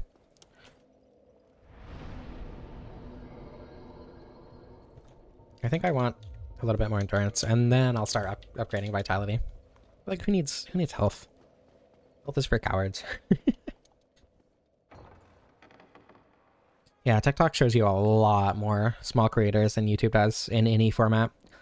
On average, the amount of views that a YouTube video has that I will see is like 200 to 500,000. And then on TikTok, I'll see so many videos with like less than 1,000 likes. Like probably half the videos I see on TikTok will have less than 1,000 likes. I have DSR gadget. DSR gadget lets you just spawn in items really easily. Okay.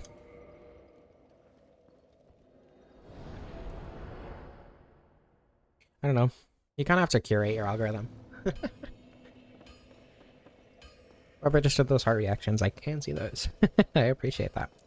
Yeah, DSR gadget is very, very nice. It's like, oh wait, power within. I almost forgot. How might make this usable? I don't know. So far, the Rapier is feeling so much better than the S-Stock. I did not enjoy the S-Stock very much.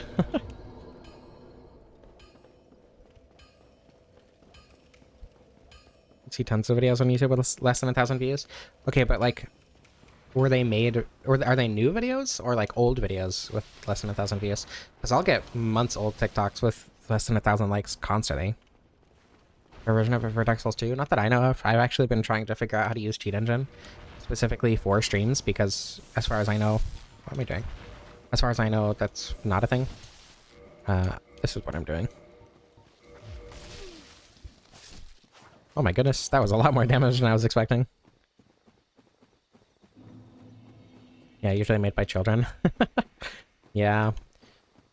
YouTube shorts feel like a content farm, and then TikTok feels like its own video platform, I guess, is a good way to compare it for me.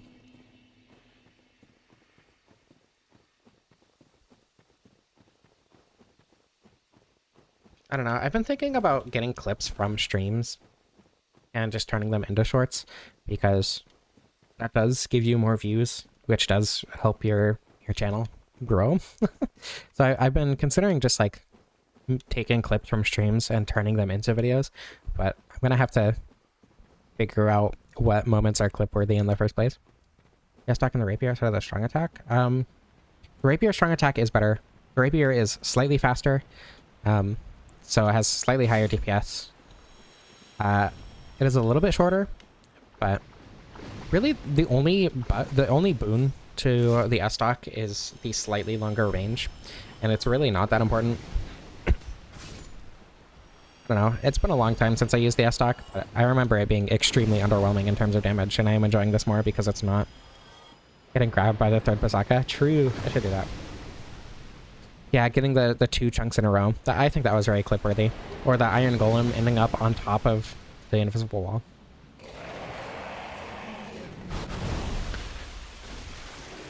No, objectively, the only difference between the S-Stock and Rapier is the range. And the range is really not important at all. And the R2, which is also not useful at all. The S-Stock Rapier, or the S-Stock R2, rather, is not, like, useful. Oh my god, it's the Pasaka from Dark Souls. That's crazy. Welcome.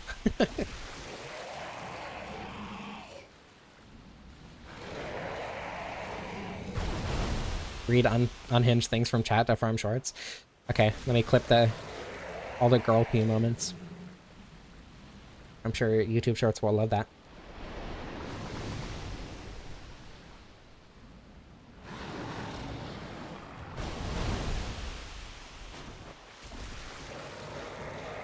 On some of that estrogen and cock in one word.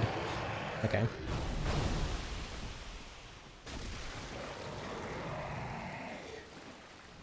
That is not even remotely what I said.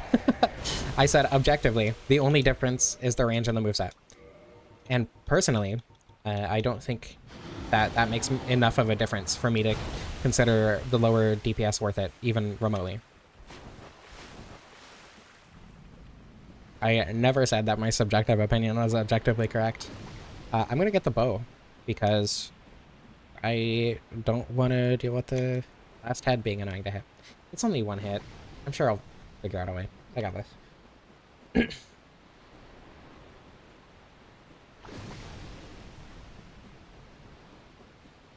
think I can just go over here and it'll act in a more favorable spot.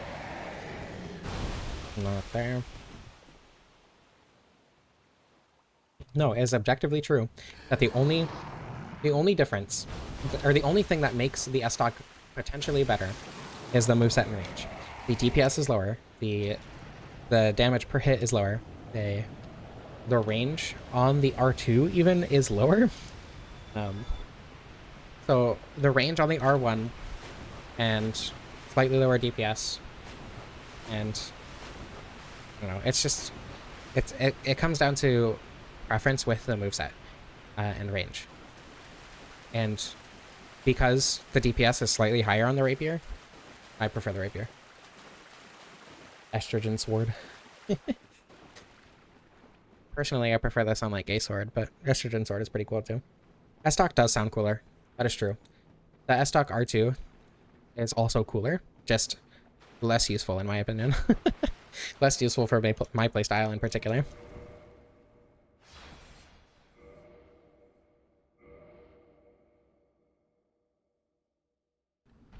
Yeah, I guess if you want to be cooler, the S-Stock is a better choice. I don't know. I've already been a nerd my entire life. I've never been cool, so nothing changes. I think that's really funny. Because that's what a lot of people say about how you word your opinions. And then you complain about people not taking your obviously subjective opinions as subjective. When all we want is for you to say, I prefer. DPS is temporary, swag is forever. Sure. L-Stock, true.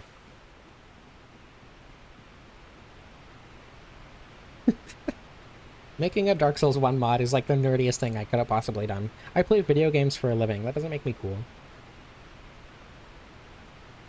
Not in the traditional sense anyway. Maybe now.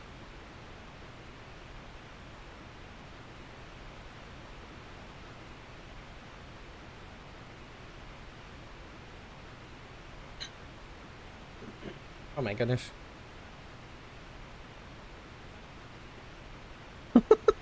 I am shocked YouTube let that through. Oh my god. Yeah, true. Smoking cigarettes and skipping school are very not cool anymore, which is good. I've never understood why, like, smoking is seen as such an attractive trait. Like, I don't know. It's such a, like, antiquated thing, right? That smoking is hot. But, I don't know. I've just kind of never seen it as attractive in its own way.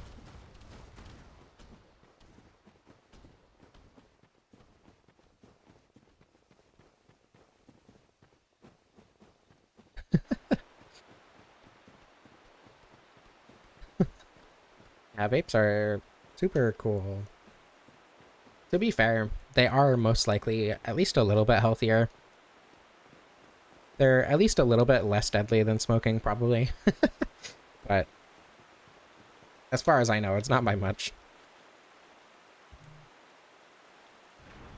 Yeah, because of marketing, that makes sense.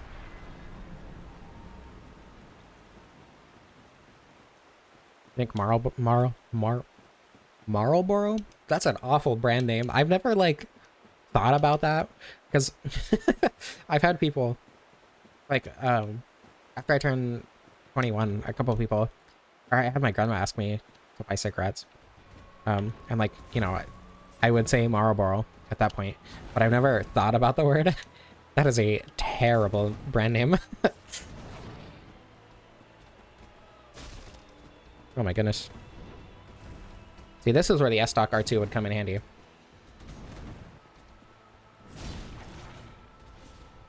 Oh my god.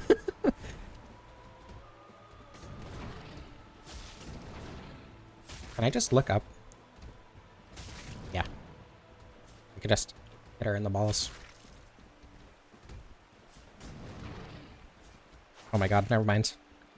This is awful.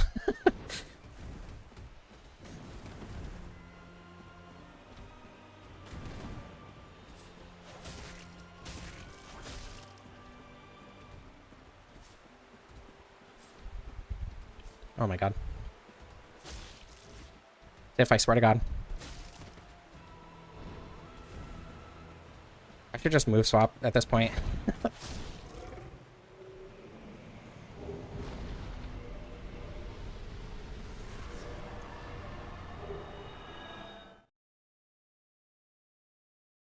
I absolutely do not have poor tongue control. There are a lot of people you could ask and who will affirm that I have very good tongue control, okay? I'm very good with my tongue. Move swap the rapier onto the rapier? Oh my god. You're a genius. That's the smartest thing I've ever heard in my life. I don't even remember how to move swap. I know you, like, do a prompt swap with the bow, and then two-hand the left-hand weapon. I don't know. It's weird. It's been so long since I've tried to move swap, and it's like 2 frame-perfect inputs. Or no, it's 1 frame-perfect input after a series of somewhat strictly timed inputs. That's what it is.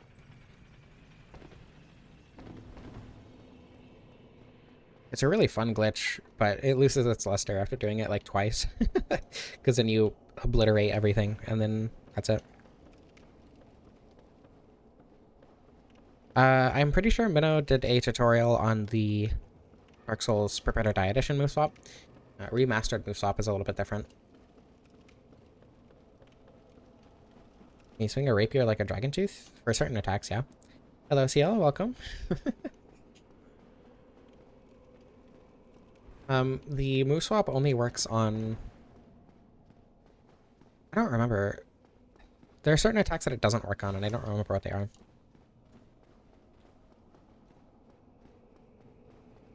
It's not R1 but more. It's a slower but more powerful attack with more range. Silly. Okay, I need that, and be careful to not hit any of the ledges on the way down. He did a video on Blue Swap and Remastered, but I don't think she did a specific tutorial. I haven't streamed for the past couple of weeks, so chances are you didn't actually miss any streams. It's not terrible. Oh my god, that was a sweet spot hit? Why was that a sweet spot hit?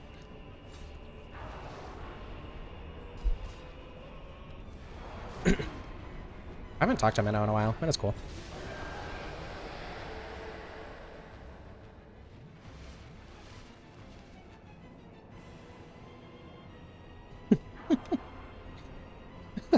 I'm in your walls.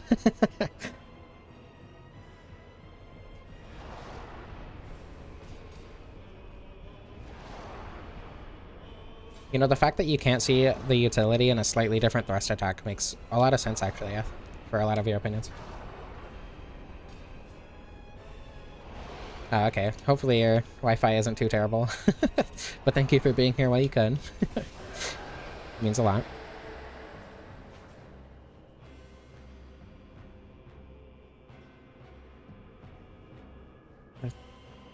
How long do I think I have to play my mod to forget that I need the Artorias ring equipped? Probably like 3 playthroughs.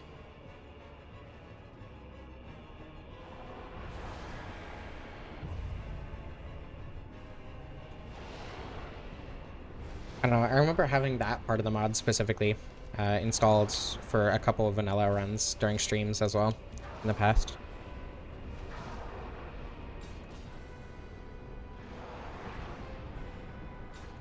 That's a lot more damage than I was expecting off the R2. I'm gonna be honest, 100 extra damage with more range.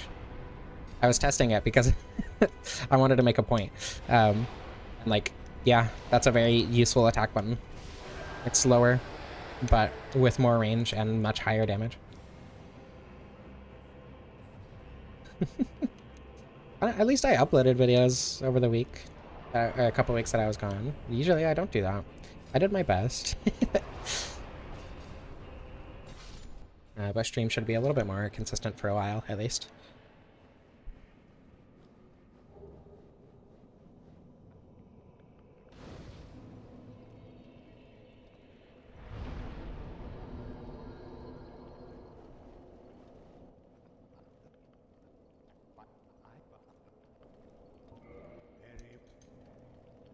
Okay. I want to do a Dark Hand run, but I don't know if that would be interesting.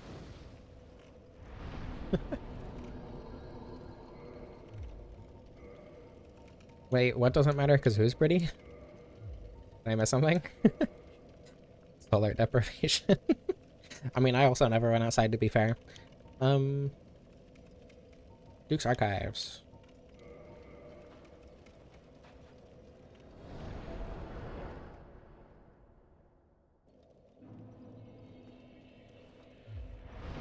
It's almost Pasaka time.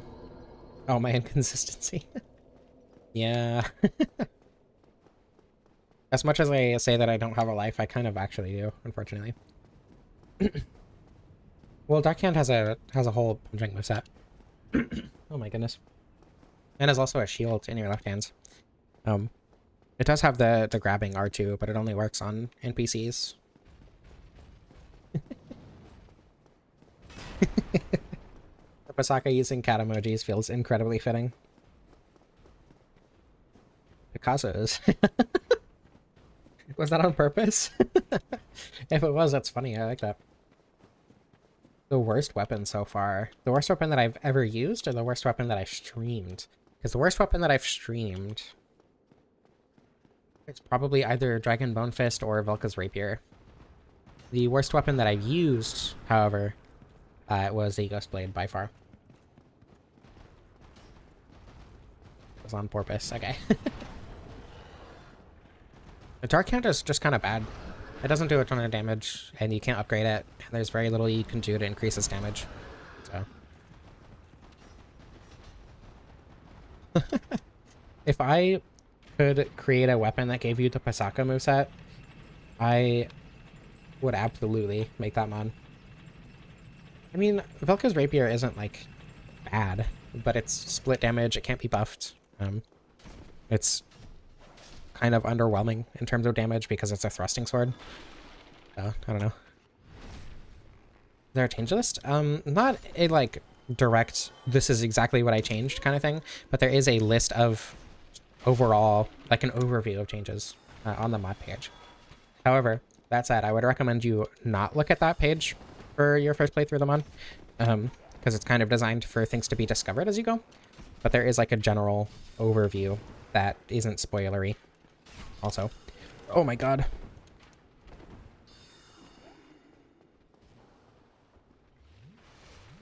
Okay, everything's fine.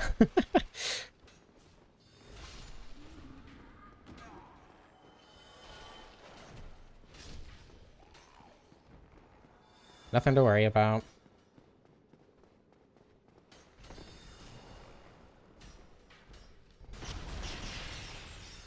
There we go.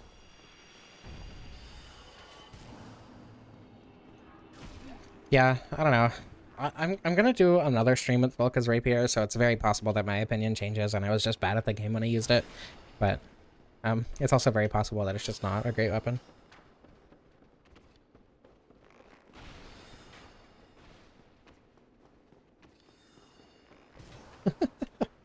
Have me kidnapped.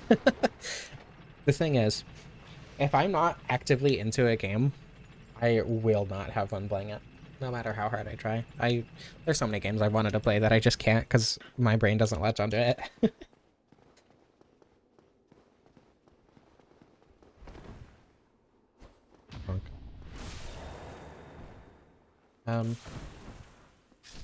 Dragon Bone Fist was probably bad because I was bad at the game, admittedly. I think Dragon Bone Fist is a usable weapon at worst.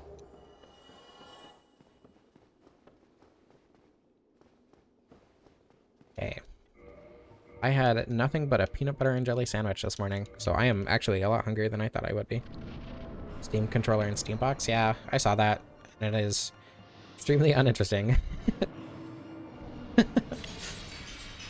A controller with features that a lot of other high-end controllers already have, probably better.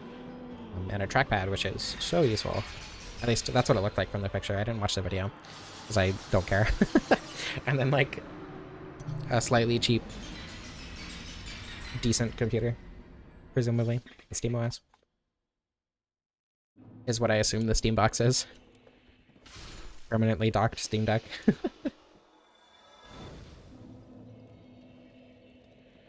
There was a VR thing, right? That's a Valve VR headset. Oh, right.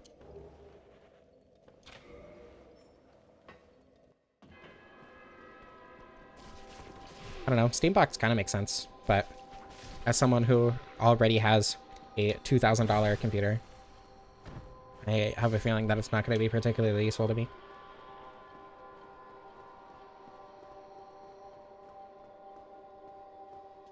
I so rarely use the trackpads on the Steam Deck, and it's only when a mouse is specifically required, which, if it is on desktop, I'll just use a mouse. So, personally, trackpads on a controller don't sound particularly appealing. Okay.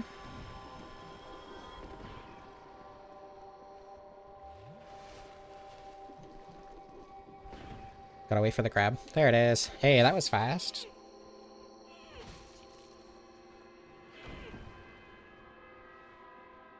What's the performance like on the box? Do we have specs?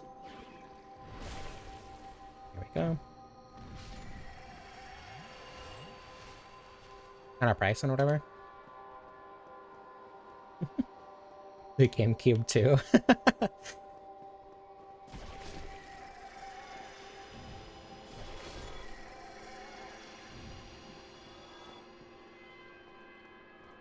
Yeah, the trackball virtualization is pretty cool. But I already have a Steam Deck for emulating that one Sonic arcade game that uses a trackball, so.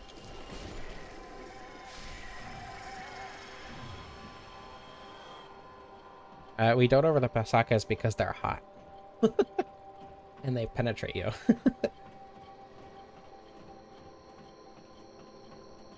Are you slandering the GameCube right now, Eth? That's crazy.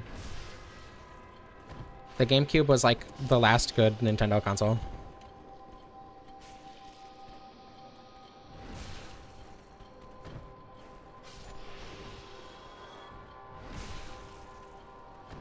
There we go.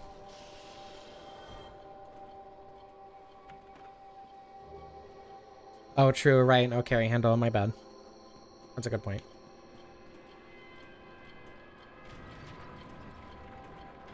I don't know, 3DS was almost cool. But there, as someone with two hacked 3DSs, a 3DS and a 2DS XL, it is an incredible console. However, there's a lot of stuff about it that makes it very awful to use when it's not hacked, for me personally. Yeah, I love the Wii. The Wii is really good. Like, to be fair, if you, again, I have a hacked Wii, and it is a stand-in GameCube. However, if your Wii is not hacked, you need to use the motion, or to use the pointer input to select a game. And that is a huge blow against it, personally.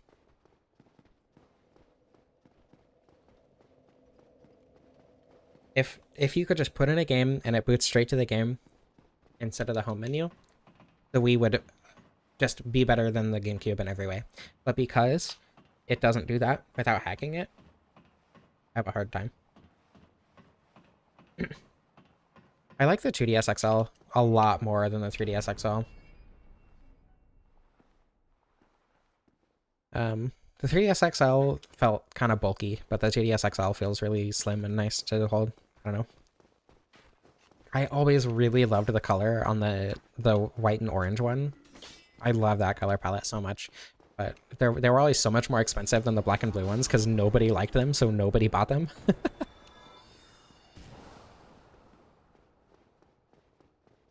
Everything, I don't know, the Switch was like almost cool. The Switch would have been good if they didn't put the Nintendo tax on it. And then the Switch 2 is garbage because of the Nintendo tax. And also they have no good games anymore. Kirby Air Riders is such a cool idea. If only it was made 10 years ago instead of by modern Nintendo. If Kirby Air Riders 2 was a Wii U game, it would have been the best game of all time. Kirby Air Riders? Yeah, because Kirby Air Ride and Kirby Air Riders. The fact that they just called it Kirby Air Ride with an ER at the end. it would have been called something way cooler too.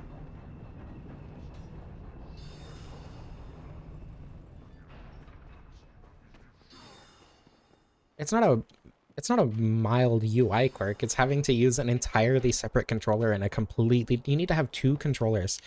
And use one of them in a completely different way. Have a space for the motion sensor bar just to select a game that you then pick up the other controller for and then never touch the first one again.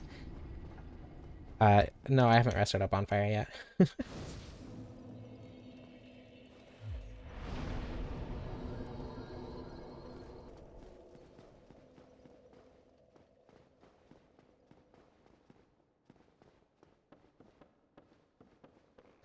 Wind Waker for Switch 2, you would have bought one to play it. It's wild to me that they didn't put Wind Waker and Twilight Princess HD on Switch. That's like one of the biggest failures on Nintendo's part. They're on the hardware side. I mean, I guess if you don't consider the fact that they make all of their money from the games, sure. They're charging a somewhat fair price for hardware and then charging an insanely unfair price on the software instead of doing what every other game manufacturer does, console manufacturer does, and charges an unfair price for them and then charging normally for the software.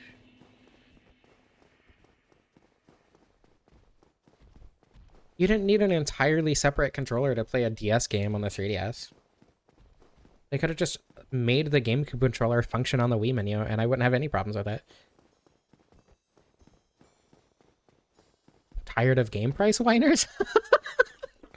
That's insane. Defending the capitalist company for making you pay $80 for a garbage game that's worse than anything else that ever existed for $60.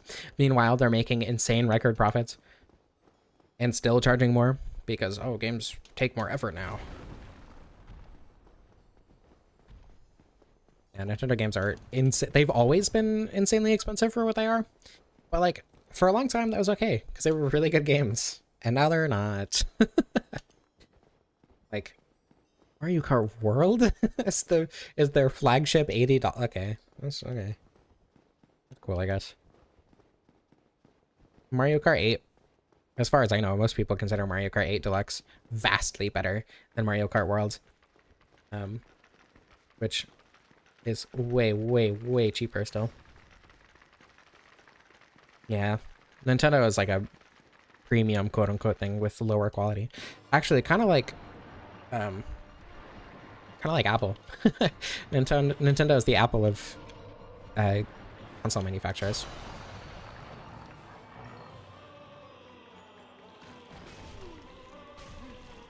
You realize that games being at $60, or while games were at $60, they were still making insane profits, right?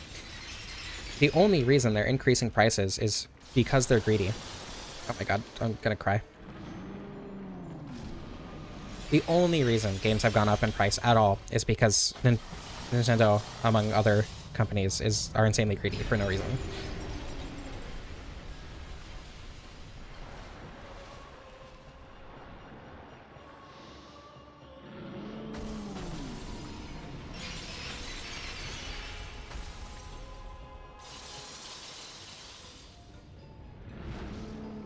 Yeah, and the increase in in-game monetization too, which is also just pure greed on part of capitalism. The non-indie gaming scene is just awful right now. I mean, it always has been, admittedly. Once the indie scene existed, AAA was always bad, but now it's just kind of insane to even want to play a AAA game. Also, yeah, the price increase coinciding with quality decrease is also kind of insane. With stuff like Pokemon ZA. Tears of the Kingdom being Nintendo's first $70 game, and they just reused the vast majority of the game worlds and then removed cool mechanics that made the game interesting and replaced them with tedious and slow building mechanics, and then that were already entirely nullified by someone just building a flying machine, by the way.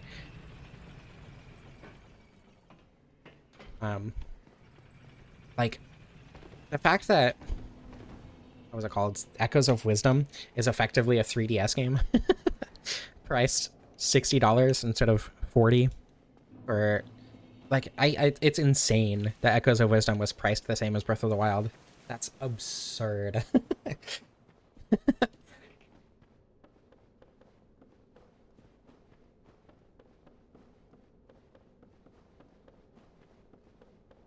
So fun fact, you're allowed to dislike multiple things. Once again, the AAA gaming scene is awful in every aspect. I am a consumer of video games, not a game developer. I don't know the first thing about game development or what they're paid. So I'm not going to speak on that. That's why. You're allowed to complain about multiple things. I'm allowed to understand that developers don't get paid enough, and also understand that I don't know enough about how developers get paid, to not talk on it.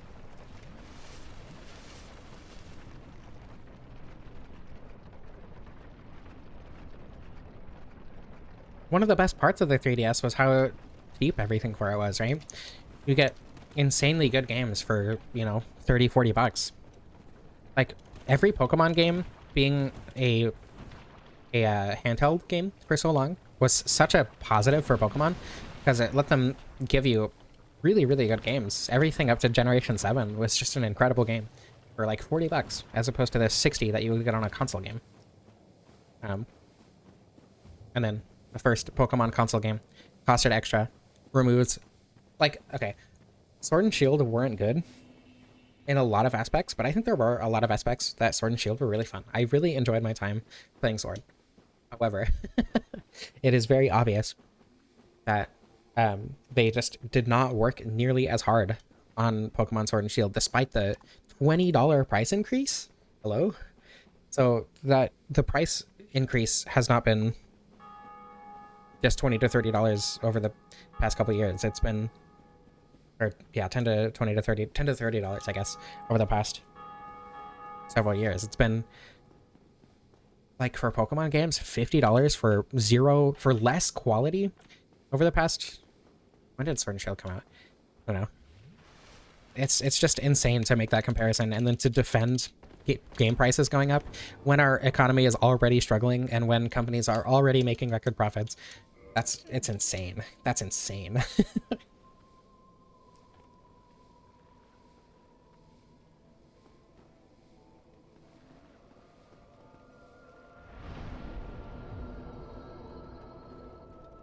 Yeah, I thought Sword and Shield were fun. It's just like they very clearly put less effort into both the visuals and also the Pokédex itself. Like they used 3DS models, but didn't use all of them.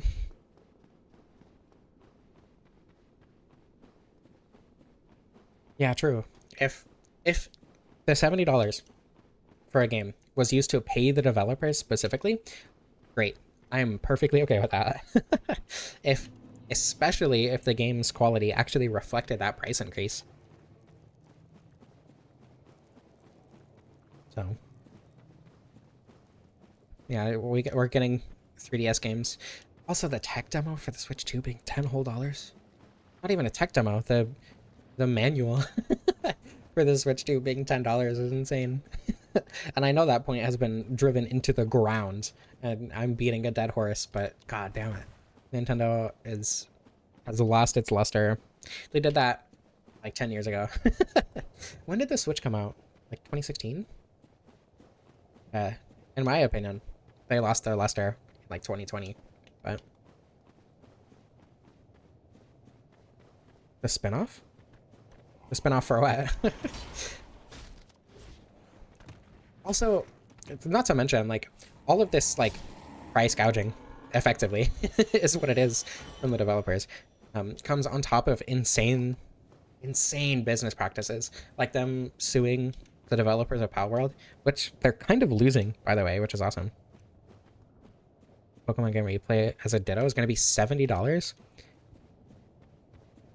Okay, so Hey You Pikachu, right, was probably a $60 console game, but it had a peripheral and was basically new technology for the Nintendo 64 at the time, which is at least mildly understandable.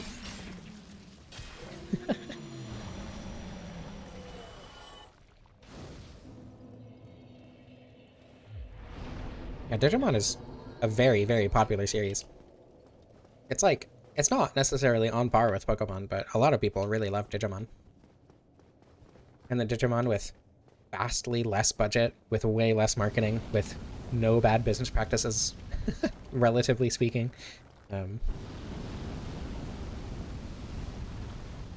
Just made a better game than any of the Pokemon games that have come out for almost the past decade. It's crazy. Metroid Dread was straight gas. In a negative way. I don't know. I didn't like Metroid Dread. Dread was just worse than Samus Returns, in my opinion. I like Samus Returns way, way more. Dread felt way worse on the pacing.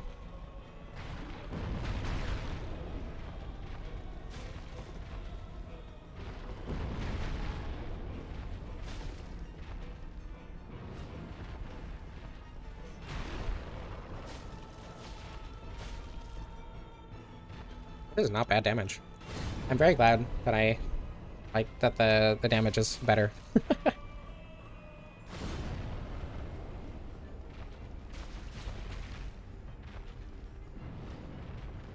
I don't care about vibes. I care about the game being fun. I love Samus Returns. It was a fun game that I enjoyed. And I didn't play Metroid 2, so I don't care. Even if I did play Metroid 2, Metroid 2 still exists. You're still allowed to go experience the vibes on the Game Boy.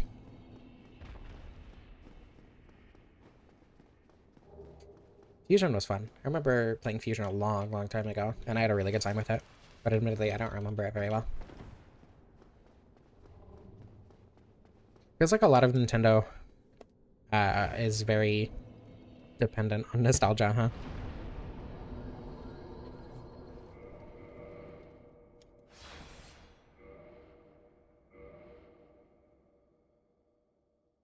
Metroid 2 didn't have vibes. Yeah. I think the Demon Souls remake is artistically bad, but it's still a fun game. I have voiced this opinion a lot. I think that the Demon Souls remake looks incredible. I don't think it fits the art style of the original, which was kind of their job, which they failed at, but it's still a fun game, and I still enjoyed it, and I still played it for like probably 50, 60 hours. Not worth $70. $570, but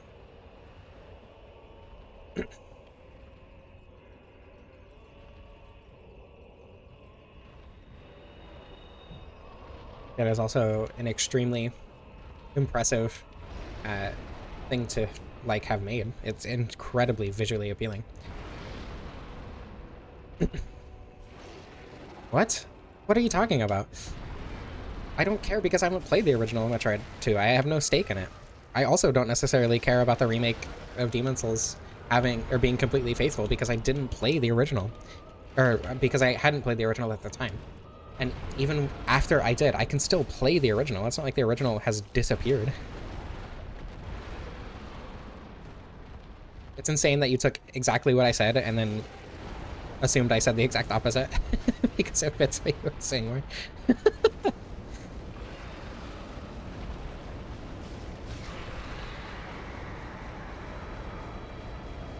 Yeah, true. If it was faithful to Metroid 2, no one would have liked it. I don't know. A lot of people liked Metroid 2. I remember people saying that Metroid 2 is good. It's just a lot of people, a lot more people, really loved Samus Returns. So, frankly, I don't care that it wasn't faithful. And, like, with the Demon Souls remake, even if even though it's not faithful, if they had made it better, you know, no, that's not the right word. If they had made it in a way that more people enjoyed the art style, everything, like a lot of people think the music is just worse, right? That's a very, very common opinion to have about the Demon's Souls remake. The music is just worse than the original.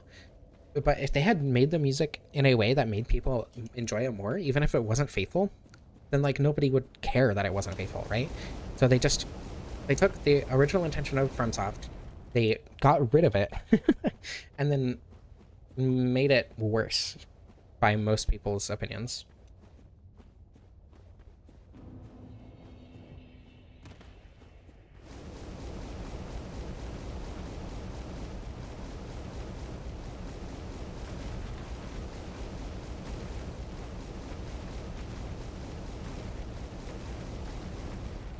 Love inflicting CSGO pain for no reason. Have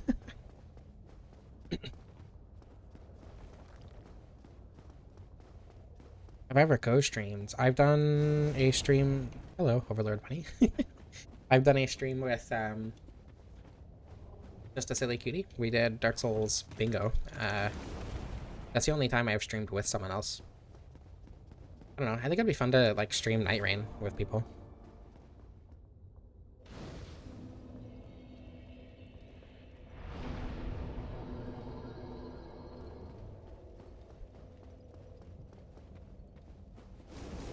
Oh, YouTube and Twitch? I have on my second channel.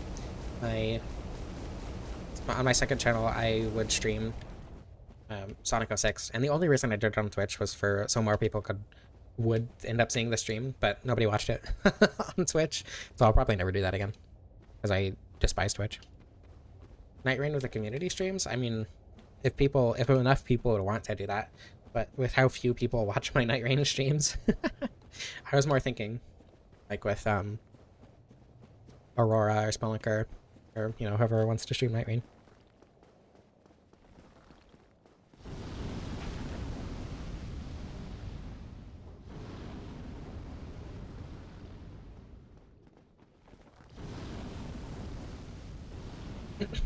Yeah, but I don't think there were any viewers on Twitch that weren't on YouTube. Bare bones is all I need. You see the game, you're hearing me talk, and I'm seeing your chat. That's all I need. There's also like YouTube bots or whatever that I don't care about because they're pointless. I don't know. Twitch streaming feels bloated, and I also just don't like Twitch as a platform, full stop, regardless of how featureful it is compared to YouTube. I also don't necessarily like YouTube as a platform, but everything that I have like that people watch is on YouTube. So I've thought about doing TikTok streaming as like a restream thing, co-streaming on TikTok and YouTube other than Twitch.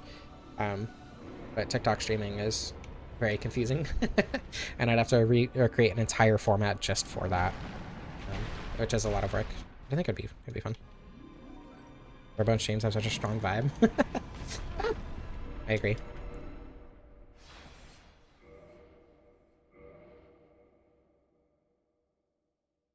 Yeah, Twitch has a lot more ads. With YouTube, I can choose when to play streams or to play ads, right? I have a button that says play an ad. I don't use it ever, but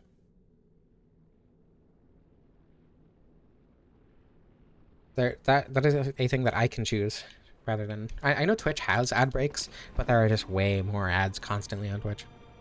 From what I remember from being a viewer on Twitch. Terrible experience. Also, the bitrate. Twitch is a dedicated streaming platform and has a lower bitrate than YouTube, which is insane. I think the bitrate cap on Twitch is like 6,000 kilobits per second, which is so stupidly low.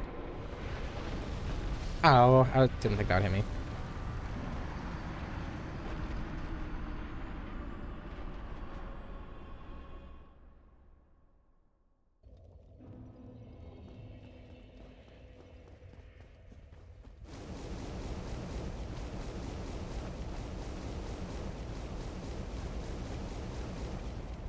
On Twitch, you can't add a thumbnail to your stream, which is insane.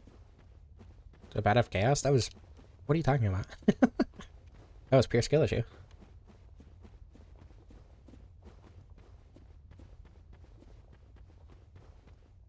I hate watching Twitch. Watching Twitch feels awful. As a viewer, and streaming on Twitch also feels awful. You just get way fewer options to like advertise your stream specifically. Like no thumbnail is insane.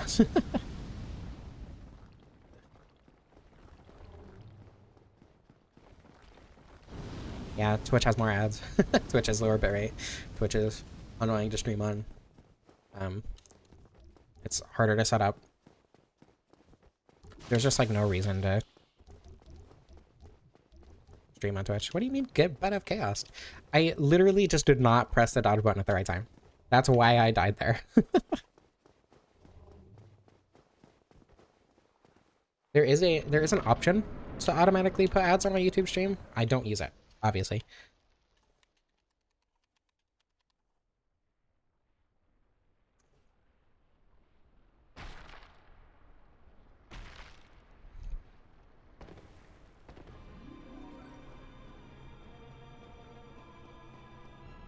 Impressed that I know the bed of chaos routing? What do you mean by that? Being able to do the fight? Oh, this jump? Yeah. I mean, I fought the bed of chaos, you know. There we go. See? It was just skill issue on my part. I fought the bed of chaos hundreds of times, so.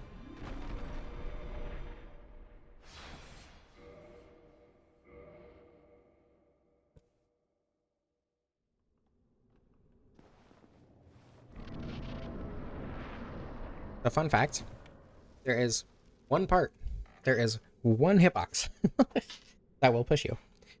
And part of not getting hit or not dying in this fight is knowing where that hitbox is, which is extremely obvious and extremely easy. Watch this. Now that I've said that, I'm gonna die. Alright, watch this. Oh my god, it didn't push me? That's fucking crazy. Holy shit. I didn't get hit by the bed of chaos? I rolled through the bed of chaos and it didn't push me? That's insane. What am I, hacking? Whoa. I quit out to make it faster, not to make it consistent. What are you talking about?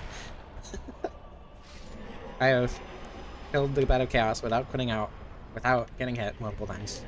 It is not a difficult thing to do. Especially if you just use a shield. The Rapier? Yeah, the piercing swords in this game don't feel great a lot of the time. I want to wait for the soul count, because otherwise sometimes it gives you fewer souls than you should have. But yeah, piercing swords in this game don't feel super great a lot of the time. But the Rapier's been pretty good compared to the S-Stock.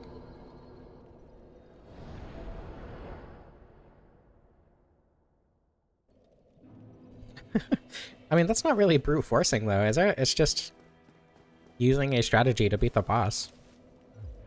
Have I done it on stream? When did I do it on stream? I don't remember that. What stream was that? You furry fool. Yeah, I died once in that attempt because of a skill issue. I'm saying that I've done it before without getting hit, without quitting back, or without quitting out. I looked at chat, I saw back, and my brain said, say that word right now.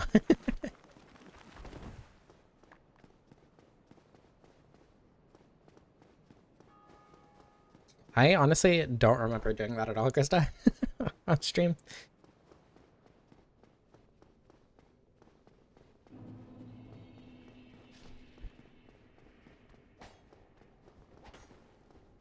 Yeah, if you go, the way to do it, true, Bed of Chaos is extremely overrated. That's such an understatement too. If you go to the right, you break the thing, and then you just stick against the Bed of Chaos, and then, you know, press the dodge button when you need to, because it's extremely easy to do that. You stick like to the right wall when you're facing away from the first node, and then you go around the front where it does the explosion attack, and then against the Bed of Chaos again.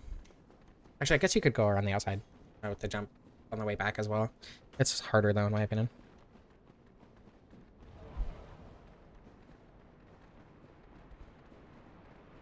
Like, it's not a perfect boss. It's not like, I've said this a lot. If the game had better tutorialized the platforming, I think the Bed of Chaos would be a lot better. It hasn't, but it's not a bad boss. just because you're bad at the mechanic it requires. And the game does incentivize you at least learning platforming to a small degree. And when you get to the bed of chaos, you just do it better. It's janky? Huh? Bed of chaos is janky. I mean, I think getting hit by a piece of wood and not moving you isn't janky, but sure.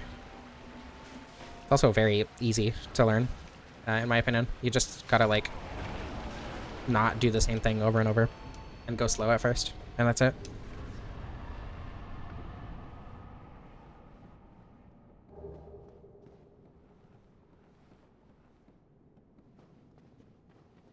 Less disappointing than Dragon God? I liked Dragon God. I don't know. I feel like fighting Dragon God like the last giant would have been worse, to be honest. Personally, I think the Grave Robber trio is significantly worse than Bed of Chaos and Dragon God, actually. Grave Robber trio is just kind of unfun. Yeah, it's crazy that I died to a pinwheel. Insane skill issue.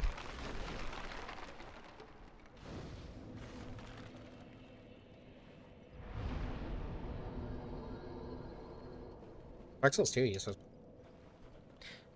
Was it? It uses platforming more than Dark Souls 1, at least. It is all technically optional, but it expects you to, like, learn it, at least. And then doesn't use it for a boss fight? I guess it kind of... The gutter is kind of platforming-esque.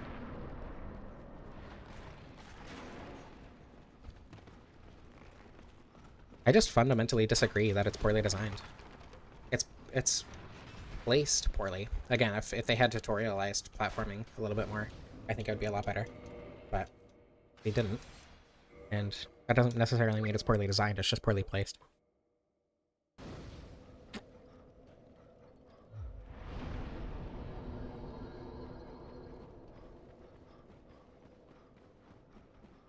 You quit. So the speedrun strategy for Bed of Chaos is you have a bow, you look in 2 specific spots, and press the firebomb button. That's the whole thing. That's the whole fight. I think speedrunning specifically makes Bed of Chaos an insane joke.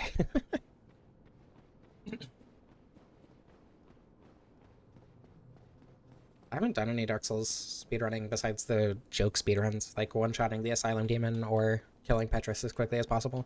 Those were fun, but don't really give you a vibe of the speedrunning.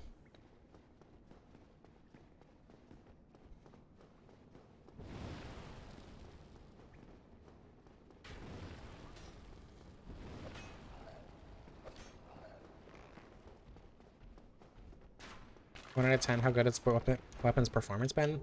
Solid 7 or 8.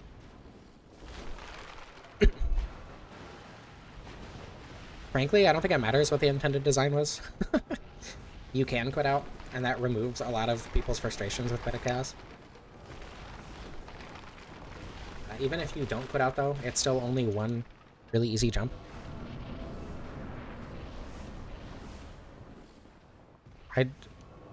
It's crazy how much you have to misrepresent my opinions to say that I have bad opinions. Never in any world have I said that Lost Izalith is the best level in the game. I think it's a fun level with good vibes. That is my entire opinion on Lost Izalith. Oh my goodness. Ah. Poorly timed, but it's okay. Stop blocking.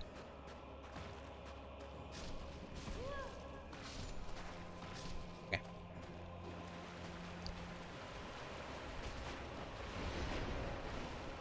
As long as the big skeletons don't aggro, this should be fine.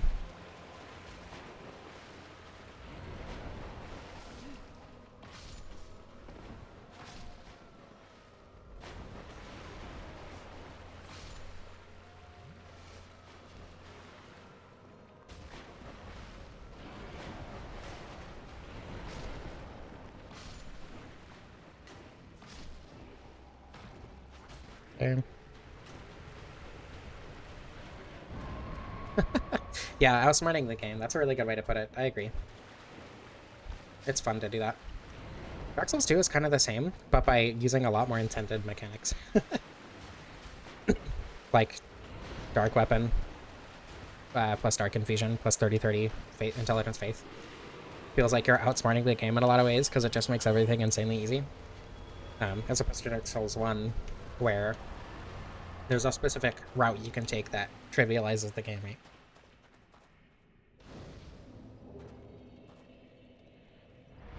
It is cheese. I don't care that it's cheese. It's fun to do. I don't think it matters that it's not intended or that it's cheese. It's fun. Full stop.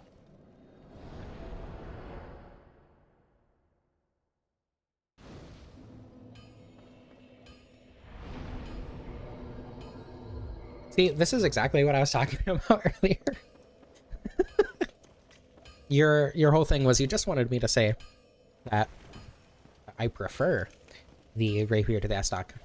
And then you're saying that my opinion on what I think is fun in a video game makes me a troglodyte, and that your opinion is objectively better and whatever. And you're just refusing to say any other words. Anyway. Dark Souls, time for the best boss in the game. I might install Goddess of the Sun edition in future streams specifically for the oh my goodness, it's in there somewhere. Hold on. Brain? Wait a second. I got this. Specifically for the Sanctuary Guardian. Oh my god. I'm not refusing to engage with the game. I'm engaging in parts that you don't particularly enjoy engaging in. That's not refusing to engage with the game. That's engaging with the game in a different way. What? Why are you here?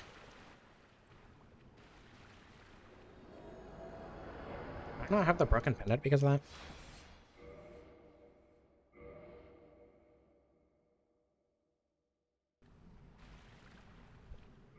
Well. Items. Key items. Broken pendant. 8. Okay.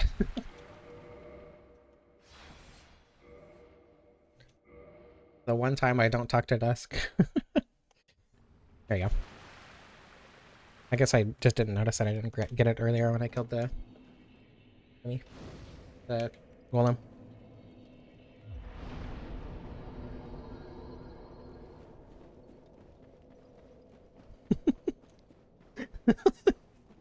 Me too.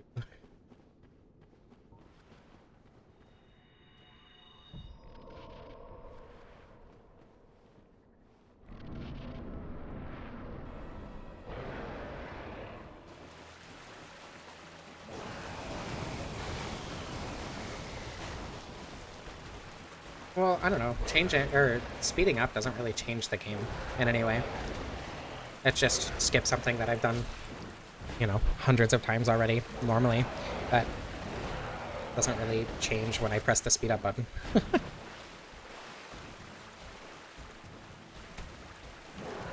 And it's not like I find that part boring. If I'm not streaming, I won't ever press the speed up button. It's only when I'm streaming to like get to the more interesting parts of the game, specifically for the stream. Ouch. Yeah, true. It's just the autism. It's not actually me pressing a button. I actually can't control that.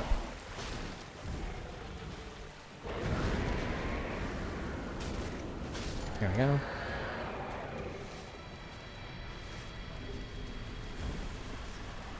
I mean, I did do that challenge run where I played the entire game at double animation speed.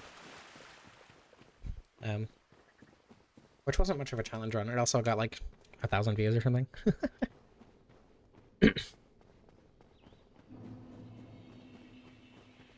Shadow Generations?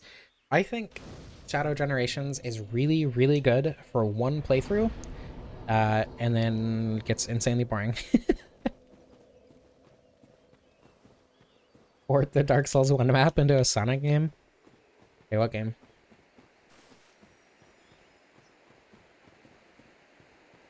I think it would have to be one of the either Sonic Adventure 1, 2, or 06. Because that's a very... Because otherwise it would be like a boost game, right? Or a game that's intended for more linear progression. My personal preference goes to 06, obviously. But definitely not Adventure 2. Either Adventure or 06.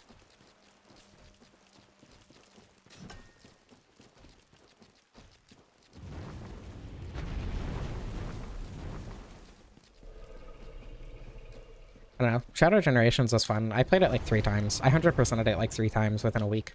And then I tried to go back to it like a month ago, and it was so boring. It was so hard to play. It felt so slow. Like, even after playing 06, it was just like unbearably slow when you're not like learning the levels, you know?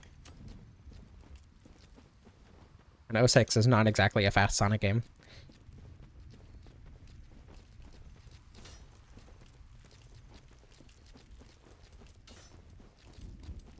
Ricard's? I mean, Ricard's is its own weapon, right? The Rapier is not Ricard's Rapier. But Frontier Sonic is so boring for anything other than specifically Frontiers. And even then...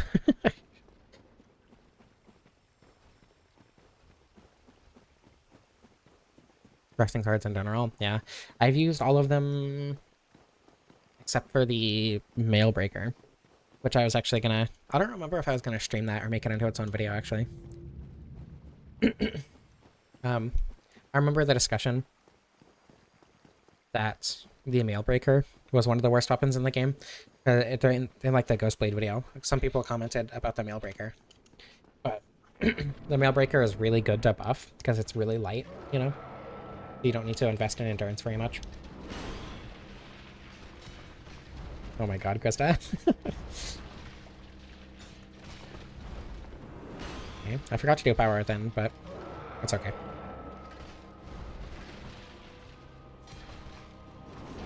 Yeah, not having space for the running attack there is weird. Might have to utilize jump attacks again. I tend to try to use jump attacks a lot in most of my weapon runs, but I've been trying to use running attacks instead here because they're just better. But no, I'm gonna have to remember how to use jumping attacks. Oops, insane skill issue.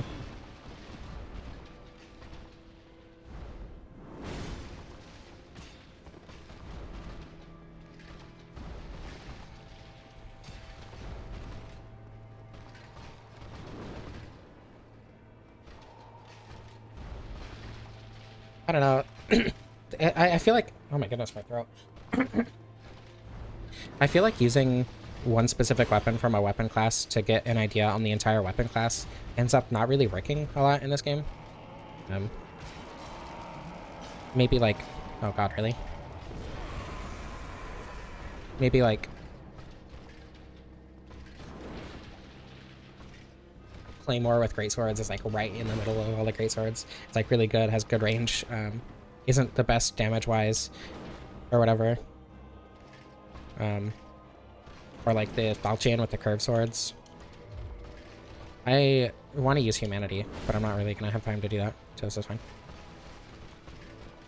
Okay, whatever. I just need to be more careful.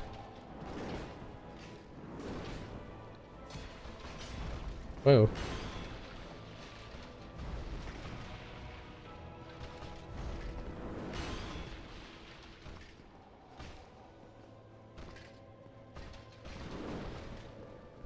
Like, I don't know. I didn't like thrusting swords, and then I used Ricard's Rapier, and it's like, oh, okay.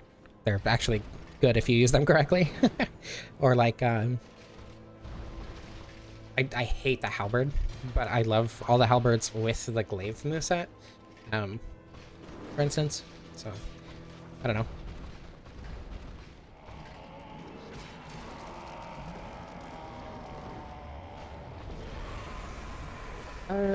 I don't know, short sword and long sword, they definitely have different uses. I would consider the long sword like a backup melee option for bow users the majority of the time, right? Like, nobody's gonna main the short sword, but people main the long sword all the time. I am so sad.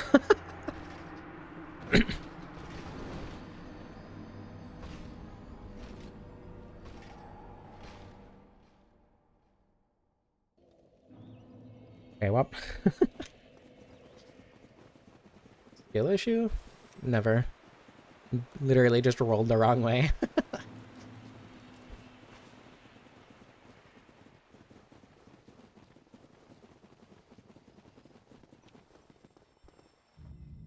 Very unfortunate indeed.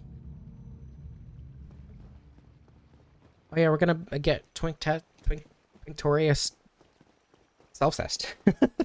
I forgot what the words were. Gonna have lesbian on lesbian action. And the Night Rain DLC.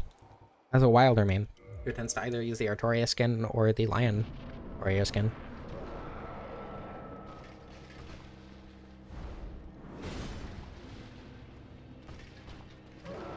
Yeah, true. Don't apologize for being weird. You fit right in. 215. Forgot to use power then again. Oh well. Whoa, I should be using the R2 more. Purple drink gave him the slightest edge. True. Oh my god. Okay. Stomach attacks are worthless on this thing, apparently. Actually, that's not true. But, wow, that R2 is really good.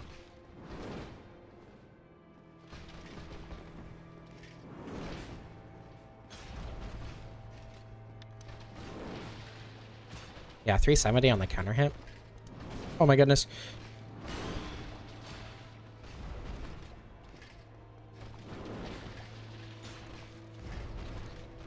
Feels like I should be using R2 as my main attack, and then R1 as the backup, slightly faster option.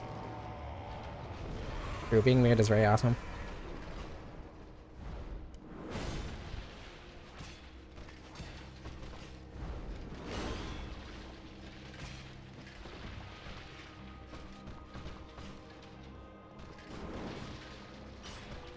Okay, one more. I've discovered the power of utilizing a weapon's full moveset. I made the fight much easier.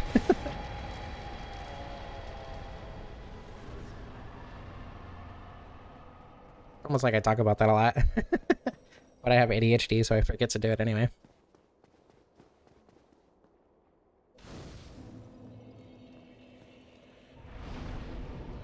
Yeah, normal people are weird. Like horror movie stereotypes, that's really funny. A lot of the normal people I've met are just like internalized bigots. Or they're like the stereotype of like the too woke friend, you know? Where they'll say that like anything even potentially mildly offensive is way too far or whatever. Like normal people are the kind of people who say that people like me shouldn't use the F slur for fun. But here we are. Or like the T slur. Even when it doesn't apply to them.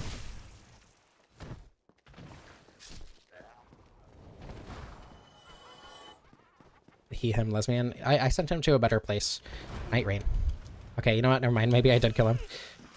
Oh my god, stop.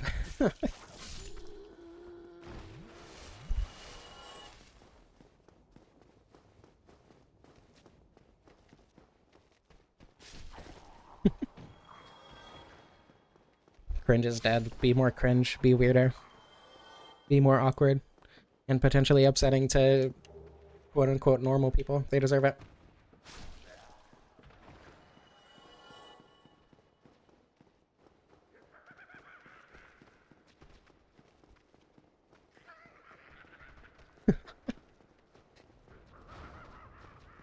Very, very true. It's fun crowd, yeah. The vast majority of people I interact with are neurodivergent. Just because neurotypical people are so awful to be around.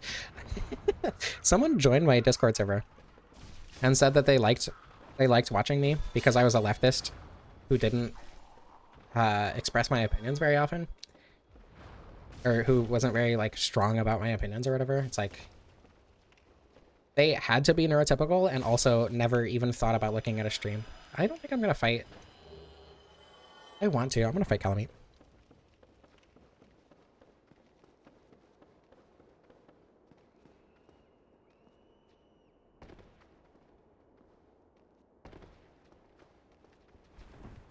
Yeah, Artorias at his peak performance fight, where he actually uses his right arm. The Night Rain DLC? I'm most excited for the... Okay, I have watched the trailer and nothing else, and I plan on not looking at anything else until I play it. So I have no idea what the characters are or what they're doing, but the first character that they showed looked like a Strength Faith character, and I am excited for that potential. Even if it's not a Strength Faith character, a character that uses hammers is still super awesome. Remus Lupin looks cool too. I think he was using straight swords. Okay, that's the thing. I don't want that. I don't want to know if I'm right. I want to figure it out when I play the game. Any more information I know feels like a spoiler, and I just want to learn it when I play the game. So any information that wasn't specifically shown in that very first trailer, from this point forward, I will consider a spoiler for myself.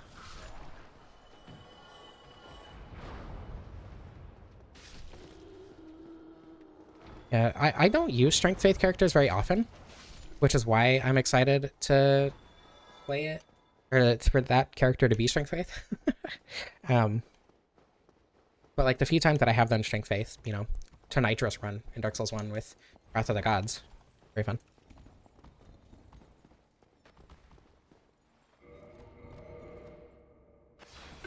I have very much tried to play Outer Wilds.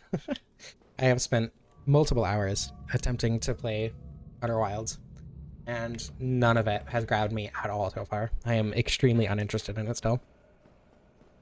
I'll play it eventually, and I'm very much hoping that I will enjoy it by the end of it, but so far I have not been enjoying it at all.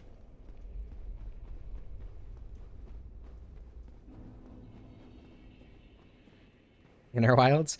There's a game called Inner Space, and you have 6 degrees of freedom. It's insanely motion sickness inducing, but it's really, really fun. It's like an exploration game, where you explore these like caves and ruins and stuff with no gravity, and it's really confusing, but it's really fun. Yeah, it's so hard to get into Outer Wilds for me. And it's just because, like, I know I'm solving puzzles and I'm, like, making progress, but it feels like I've made 0 progress, and it feels so awful. Outer Wilds is the cool puzzle one. Outer Worlds is the, like, Fallout in space or whatever people called it.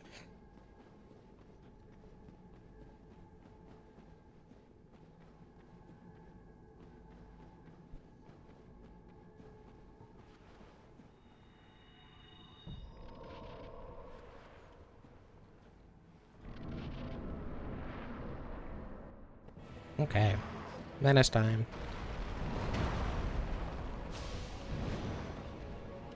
I am kind of surprised I dodged that, because I'm usually terrible at dodging that attack specifically. Why did that not hit?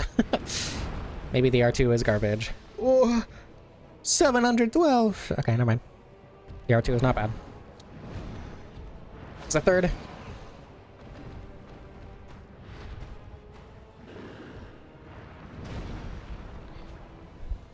Oh my god. And people say unlocking is better for Manus. Sure.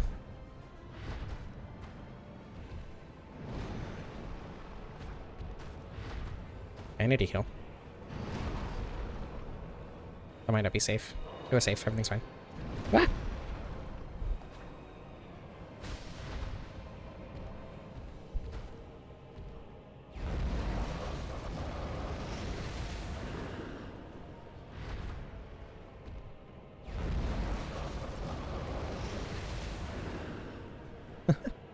No danger whatsoever. True. Using a 5-minute healing item in the middle of the Manus fight after an attack that I wasn't sure was safe to heal after. Extremely safe.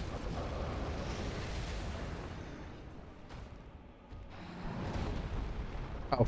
Oop. Okay, this one is safe. Ow.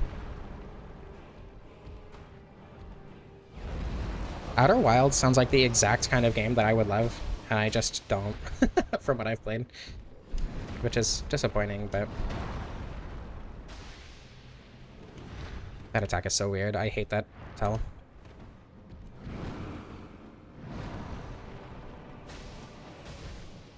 Okay. Oh, power within ran out. Fun fact, that's actually not a safe attack opportunity because you can go directly back into the combo, but I'm bored, so I don't care.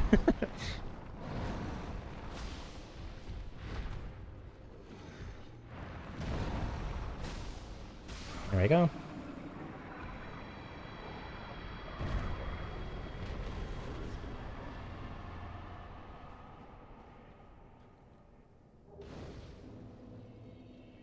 Arachnid's message was deleted? Was it spoilers? Or was it something that actually was illegal?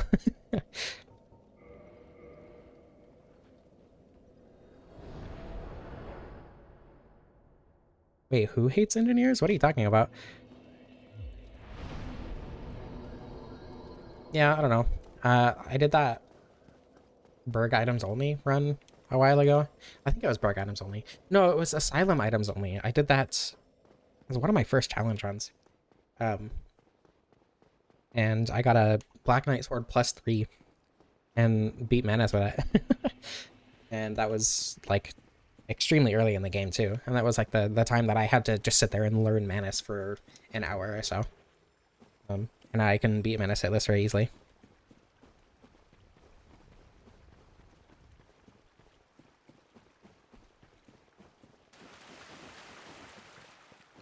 Also, I could probably shield poke.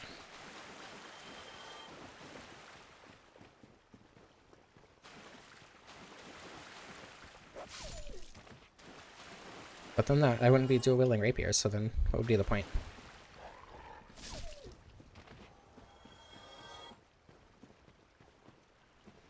I don't know, meta sucks to learn, but once you learn them, I think it's really fun to play.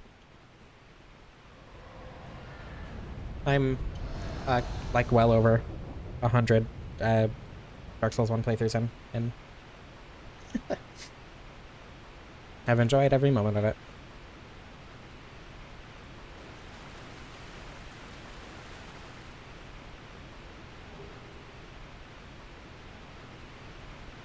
Is Vin still here? Vin, I hope you appreciate this, because I'm hungry and I want to play Spirit of the North too, but Calamite is fun, so.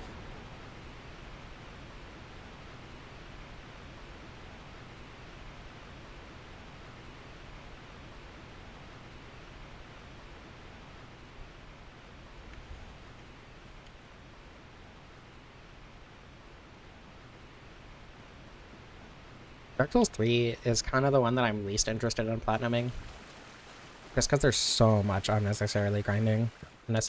So much unnecessary grinding that I just do not enjoy doing. Okay. Gotta go talk off. I did pick up the rank, or the key. Yeah. I was deliberating on whether or not I actually want to fight Calamite this run.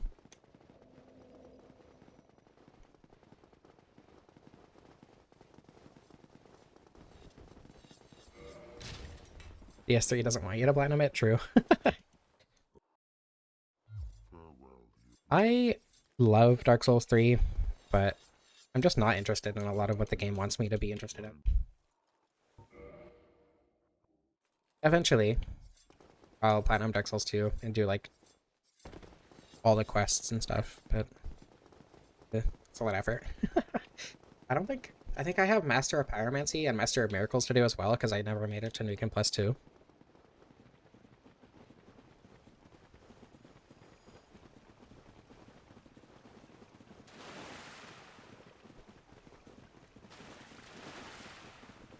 Dark Souls 2 is a game that I'm interested in doing everything in. Dark Souls 3 is a game that I'm interested in doing the bare minimum in.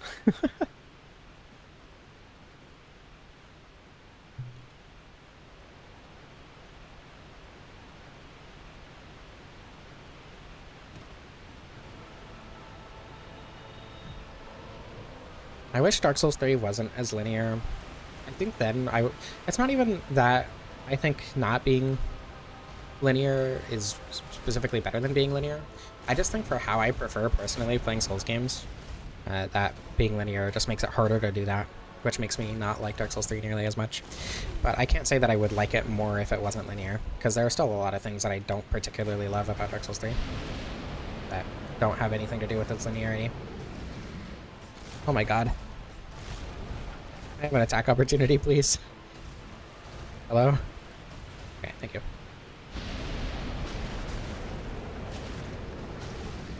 That's not terrible damage. Fly? No.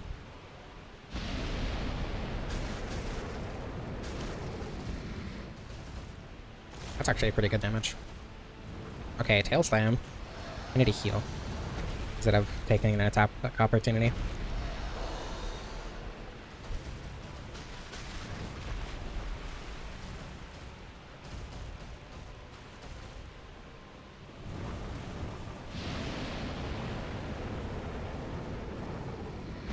Yeah, Miyazaki has cool ideas, and like him being the progenitor of Dark Souls is awesome and all, but Michael thinking that Elden Ring is the closest to his ideal game that he's made so far is kind of crazy. Doesn't make me like Dark Souls 1 any less. Whatever, but...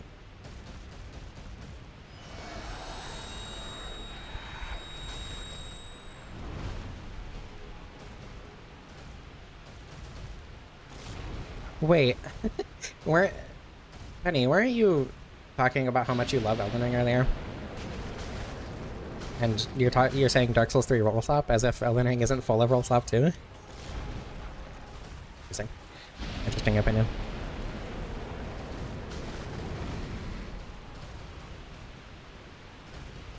Calamate's really good. I think I like Caligo more specifically because of recency bias, but I think both are really good fights. Get up, please. Get up, please.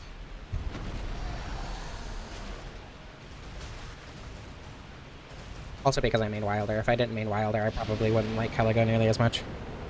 Oops.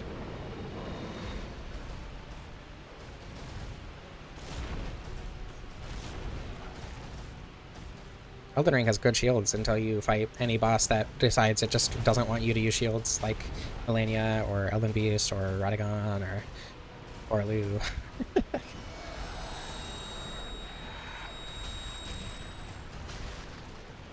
Or Moog. I honestly had no idea you could roll through that. that was pure faith. I had no idea. I fought Calamite hundreds of times, and I had no idea you could roll through that fire breath. That's insane. That's really funny.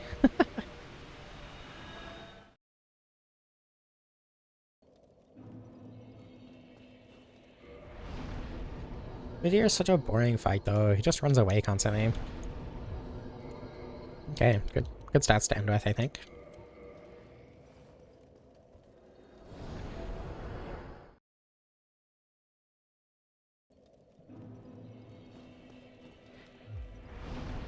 I love Dark Souls 2's build variety.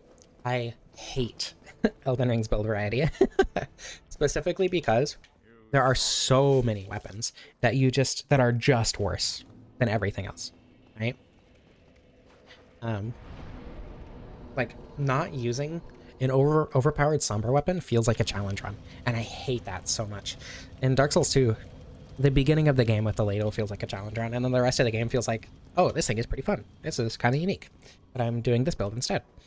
As opposed to Elden Ring, where if you try to use, I don't know, like the Lordsworn Straight-Sword, you're just gonna have a worse time than if you use the Claymore. And that's so not fun to me.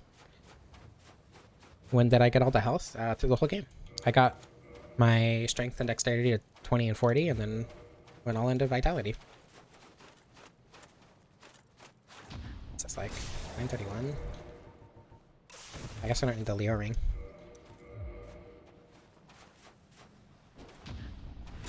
Well done. Okay.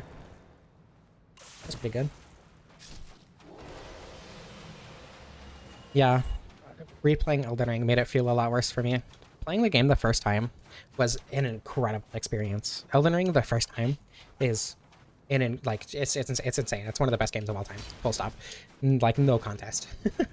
Like it just keeps going and going, and all these beautiful vistas that are so insanely different from everything else that the game somehow hides from you. It's incredible. And then you play it a second time, and then you go through the exact same catacombs in the exact same way, and then skip out on all the rest of them because they just don't have anything that you need, and so all the exploration is gone, and then you already know what's coming up, and then it just feels way too long and like a slog, and it's just...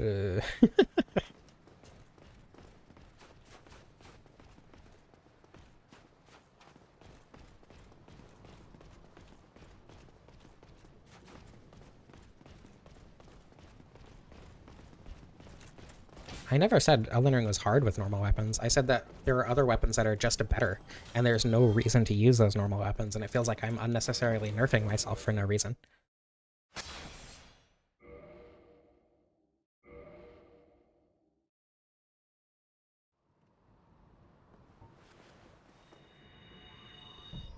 I've only said opinions that I do actually hold, first of all.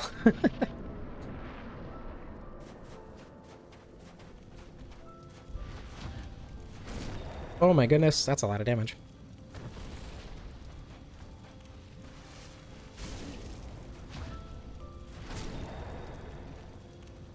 I agree that it's fun to not curb stomp things sometimes, but also when I'm doing just less damage, like there's a sweet spot, right? If I'm just doing no damage at all compared to a objectively better weapon of the same class that just does like more damage. It feels like I'm just stretching out boss fights that don't need to be stretched out, that I've already learned before. So thoughts. Rapier. I like the aesthetics of holding two rapiers. Dueling the rapier was really fun. I'm glad I decided to parry with the rapier instead of something else. Also forced me to remember how to stamina management in Dark Souls 1 as opposed to Dark Souls 2 or Night Rain. In my opinion, I like it a lot more than the S-Stock because I didn't find the S-Stock R2 that useful, and the range is also just kind of fine on the rapier. The extra damage on the rapier is also just better, in my opinion. Okay, actually, I want to see something. If I give myself an S-Stock plus 15, is the damage going to be that different? Because I don't know. I might have just used the S-Stock very poorly in my stream. That is very much a possibility.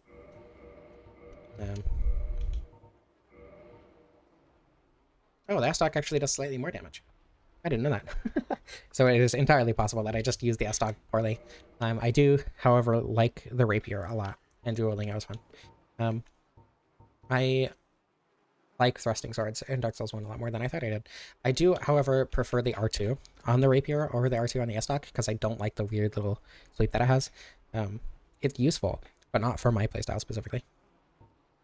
Anyway, thank you all for watching. I hope you enjoyed. I love you all, and I don't know how to end this.